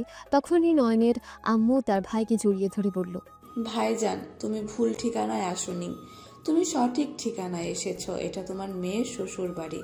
ভাইজান, ভেতরে এসো। মেহেরের বাবাকে নয়নের মা হাত ধরে টেনে নিয়ে ভেতরে সোফায় বসায়। তখনই রান্নাঘর থেকে মেহের এবং নয়নের আপু আসে। নয়নের আপুকে নয়নের আম্মু ইশারায় বুঝালো, এটা তোমার মামা হয়। তখনই নয়নের আপু সালাম দিয়ে মামাকে জিজ্ঞেস করে, কেমন আছেন মামা? আলহামদুলিল্লাহ ভালো আছি, তুমি কেমন আছো? তখনই উপর থেকে নয়নের বাবা নামে। মেহেরের বাবাকে ওখানে বসে থাকতে দেখে উনি তাড়াতাড়ি এসে মেহেরের বাবাকে জিজ্ঞেস করলেন, আসসালামু আলাইকুম, কেমন আছেন ভাইজান? ওয়ালাইকুম আসসালাম, আলহামদুলিল্লাহ ভালো। নয়ন কি তোমাদের ছেলে? উনি কোনো ভনিতা ছাড়াই ডাইরেক্ট প্রশ্ন করে বসেন। নয়নের বাবা নয়নের আম্মুর দিকে তাকায়। নয়নের আম্মু কিছু বলতে চায়। আসলে ভাইজান, মেহেরের বাবা মাঝপথে নয়নের আম্মুকে থামিয়ে দিয়ে উনি বললেন, হ্যাঁ কি না? হ্যাঁ। আমি সেই দিন সন্দেহ করেছিলাম, যেদিন খাবার টেবিলে নয়ন বারবার তোমাদের কথা বলছিল। নয়নের চেহারাটা আমি ভালোভাবে খেয়াল করে দেখলাম, তার মধ্যে কিছুটা তোর চেহারা আসে আর বাকিটা ওর বাবার। আসলে ভাইজান, নয়ন তোমার মেয়েকে বিয়ে করতে যায়নি। সে গিয়েছিল আমাদের মধ্যকার সম্পর্ক ঠিক করার জন্য, কিন্তু কি থেকে কি হয়ে গেল তা তো তুমি জানোই। কিন্তু আমি তো অনেক খুশি, আমার ভাইয়ের মেয়ে আমার ছেলের বউ হয়ে আমাদের সাথে সারা জীবন থাকবে। মেহেরের আব্বু নয়নের বাবার দিকে তাকিয়ে জিজ্ঞেস করলেন, আমার মেয়েকে নিজের ছেলের বউ হিসেবে মানতে পেরেছো, নাকি আমার মেয়েকে নিয়ে যাবো আমার সাথে? নয়নের বাবা কিছু বলতে যাবে তার আগেই নয়ন উপর থেকে নিচে নামতে নামতে বলল, মামা আপনি হয়তো ভুলে যাচ্ছেন, সে এখন আমার বউ। আমার অনুমতি ছাড়া সেই বাড়ির বাইরে পা রাখতে পারবে না। সেখানে তো আমাকে ছেড়ে যাওয়ার কোনো কথাই ওঠে না। চুপ কর বেদব, বড়দের সাথে কিভাবে কথা বলতে হয় শেখনি? কি বলবো ভাইজান, আমাদের চেয়ে খুশি আর কে হবে? আমরা চেয়েছিলাম সম্পর্কটা ঠিক করতে, কিন্তু আমাদের সম্পর্কটা যে আরও মজবুত হয়ে যাবে সেটা আমি কল্পনাও করিনি।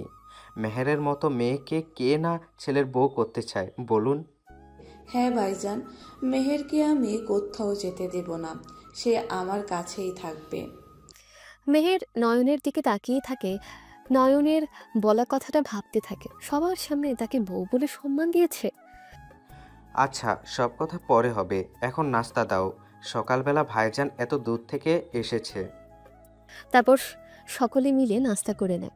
নয়নের আম্মু এতদিন পর নিজের ভাইকে পাশে পেয়ে বারবার শুধু কেঁদে যাচ্ছে।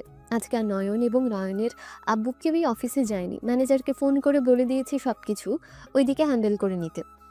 তারপর নয়নের বাবা এবং মেহেরের বাবা দুজনে মিলে একটা দিন ঠিক করলেন, যেদিন ওদের বিয়ের অনুষ্ঠানটা করা যাবে। ঠিক 1 সপ্তাহ পরে তাদের বিয়ের অনুষ্ঠান করার ডেট পড়ে।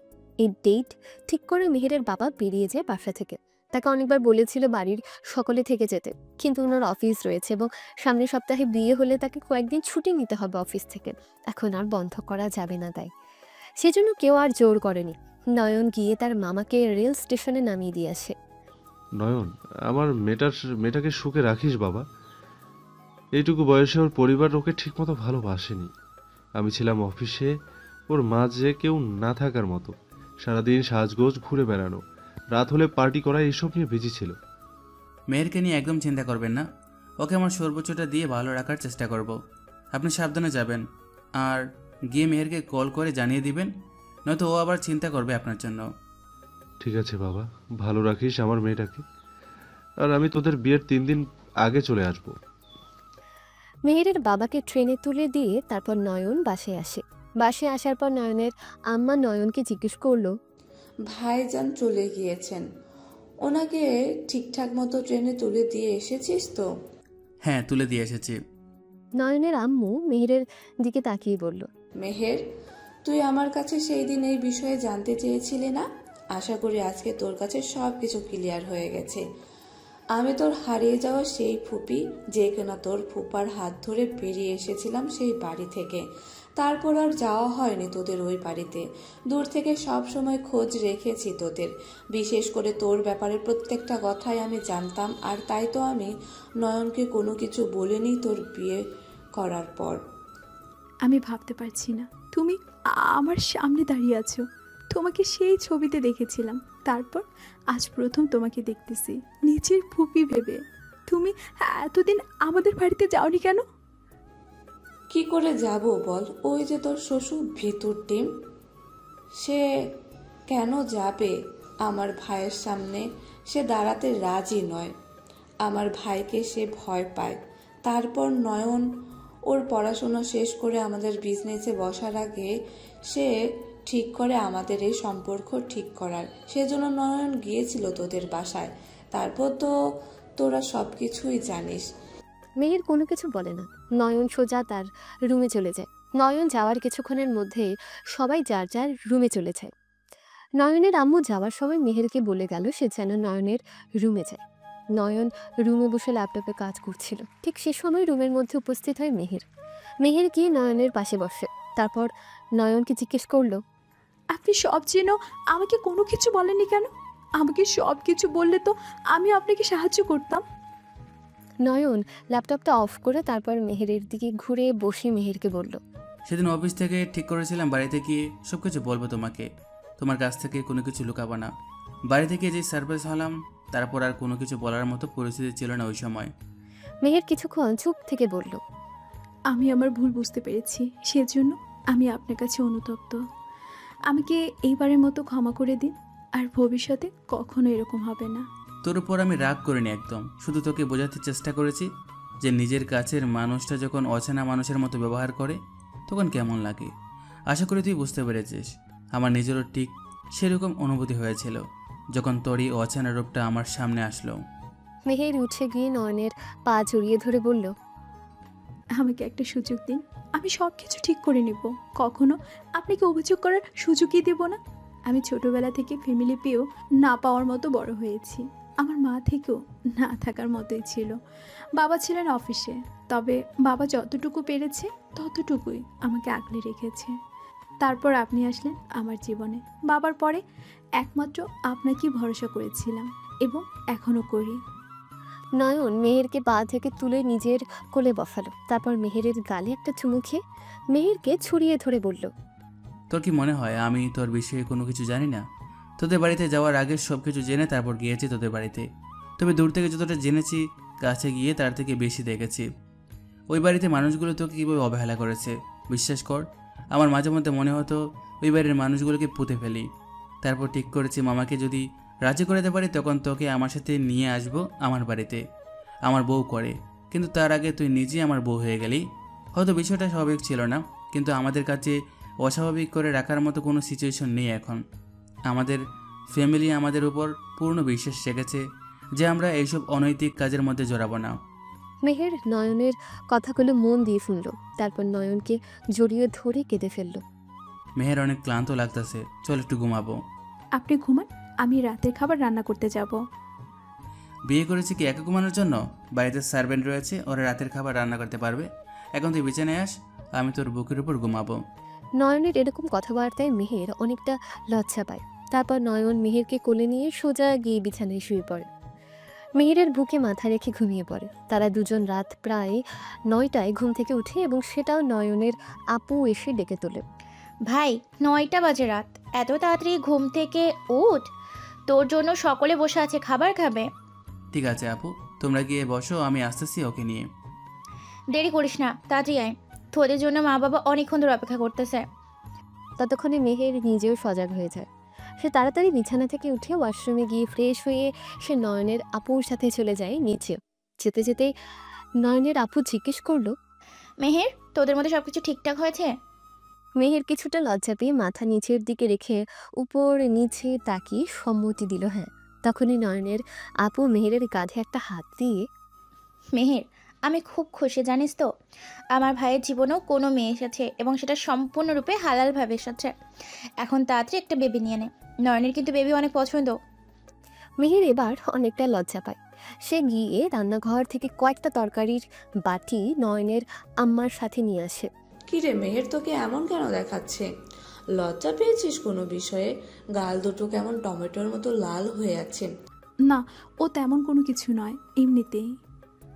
তোমার ছেলে এতক্ষণ মেহেরকে আদর করেছে, এই জন্য এরকম টকটকে লাল হয়ে আছে তার গাল। ওদের মাঝে আলহামদুলিল্লাহ সব কিছু ঠিকঠাক হয়ে গিয়েছে আম্মু। এখন শুধু ওদের দুজনের একটা বেবি আসার পালা। যাক আলহামদুলিল্লাহ, অবশেষে তোদের ভিতরে সব ঝামেলা মিটমাট। দোয়া করি তোরা সারা জীবন সুখে শান্তিতে একসাথে বসবাস কর। আর হ্যাঁ, আমাকে কিন্তু খুব তাড়াতাড়ি দাদি হওয়ার ব্যবস্থা করবি। আম্মু, তোমরা কি শুরু করলে? নয়নের আপু মেহেরের দিকে এগিয়ে এসে হাসতে হাসতে মেহেরের কাছে দাঁড়িয়ে কাঁধে হাত রেখে বলল, বুঝলে না, আমাদের নয়নের পুতুল বউ যে লজ্জা পাচ্ছে, ওকে লজ্জা দিও না তো। এখন তাড়াতাড়ি আসো, খেয়ে নেও। ওই যে নয়নে চলে এসেছে, চলো। সবাই একসাথে বসে পড়ে খাওয়ার জন্য। তারই মধ্যে নয়নের চাচা চাচি এবং রিয়া চলে আসে। কিরে আন্টি এখন কেমন আছে? আছে, আগের চেয়ে ভালো আলহামদুলিল্লাহ। রিয়া, ফ্রেশ হয়ে আয়, তাড়াতাড়ি সকলের সাথে খাবার খেতে বস।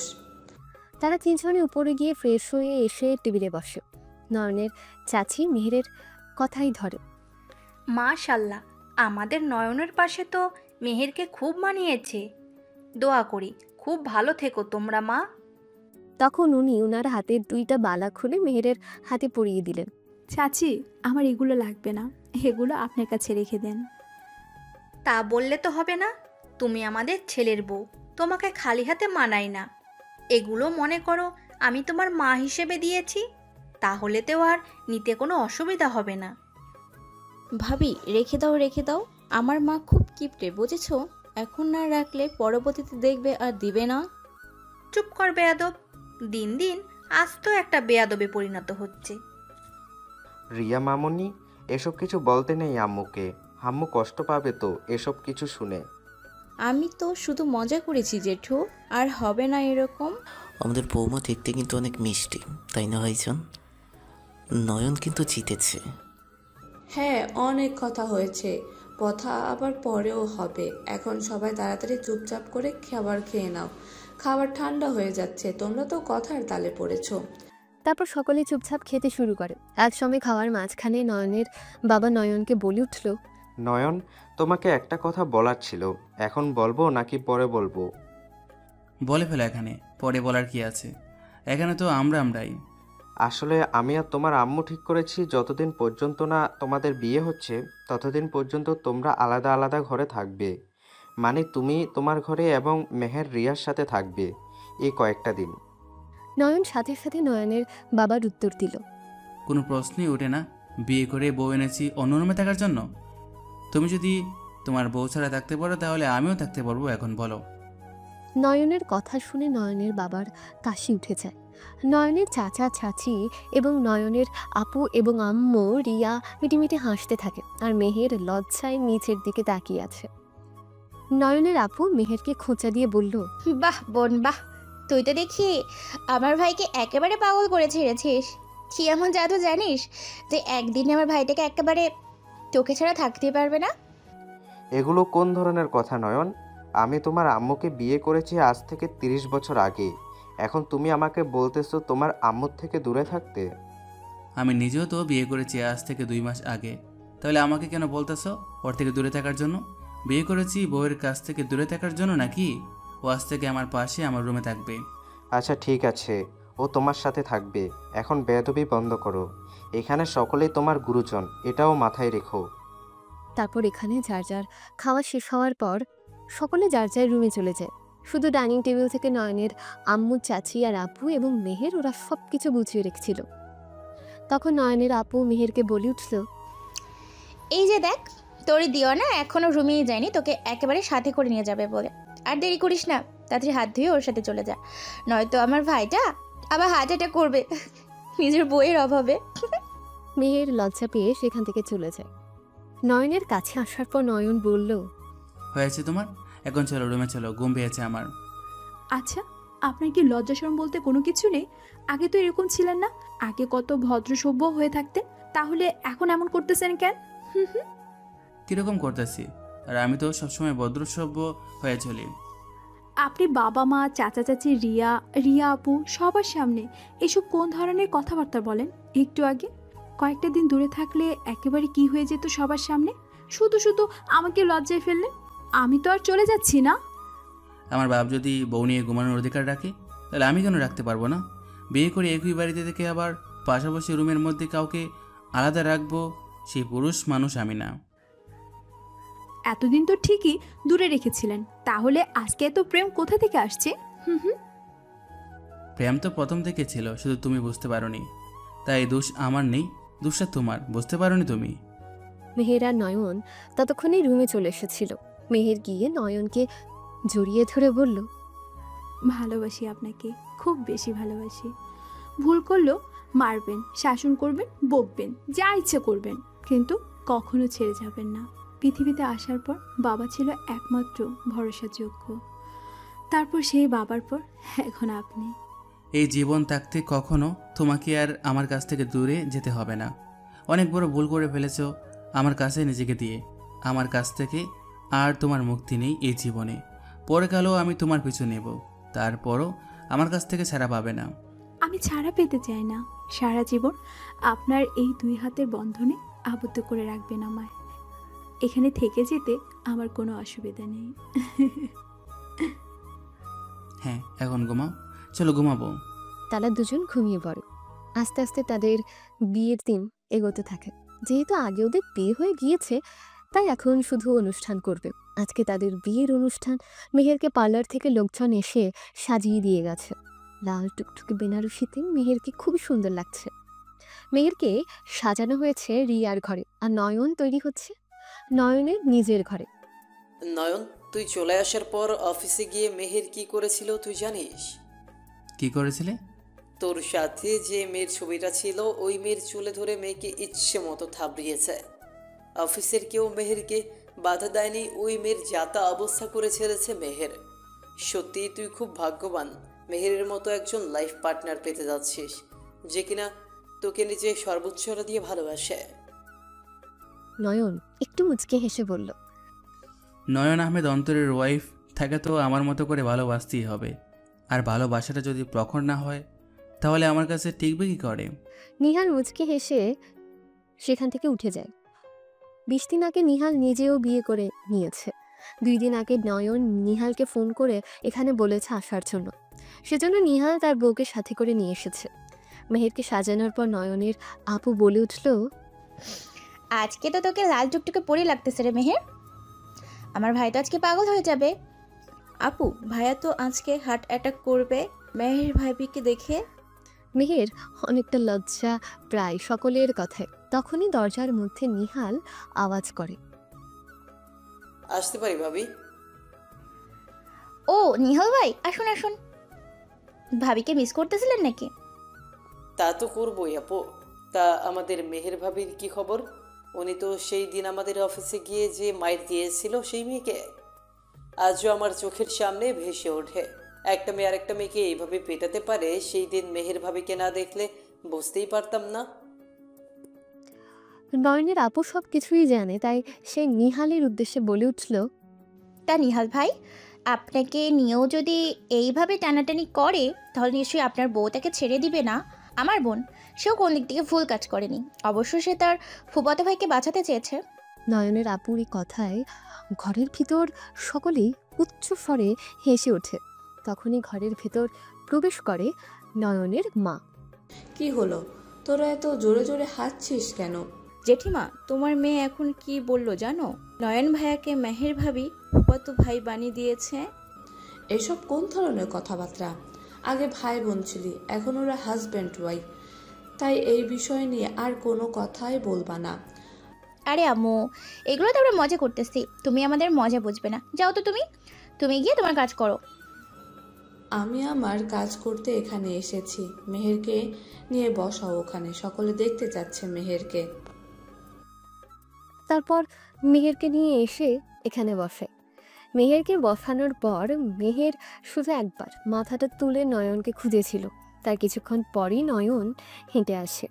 কাছে এসে যখন মেহেরকে দেখে এই অবস্থায়, তখন বুকের বাঁ পাশে হাত দিয়ে মেহেরের কানে কানে বলল, ম্যাম, আমাকে কি মারার চিন্তা করতেছেন? যদি সেই চিন্তা করে থাকেন তাহলে বলবো আপনি আপনার সর্বনাশ নিজে ডেকে আনতেছেন। নয়নের কথায় মেহের কোনো কিছু বুঝল না। মেহের নয়নের দিকে তাকিয়েই থাকে। মেহেরকে তাকিয়ে থাকতে দেখে নয়ন মেহেরের কানে কানে আবার বলে উঠল, ভালোবাসি ম্যাডাম, ভালোবাসি আমার বউকে, ভালোবাসি আমার ভবিষ্যৎ বাচ্চার মাকে, ভালোবাসি আমার অর্ধাঙ্গিনীকে।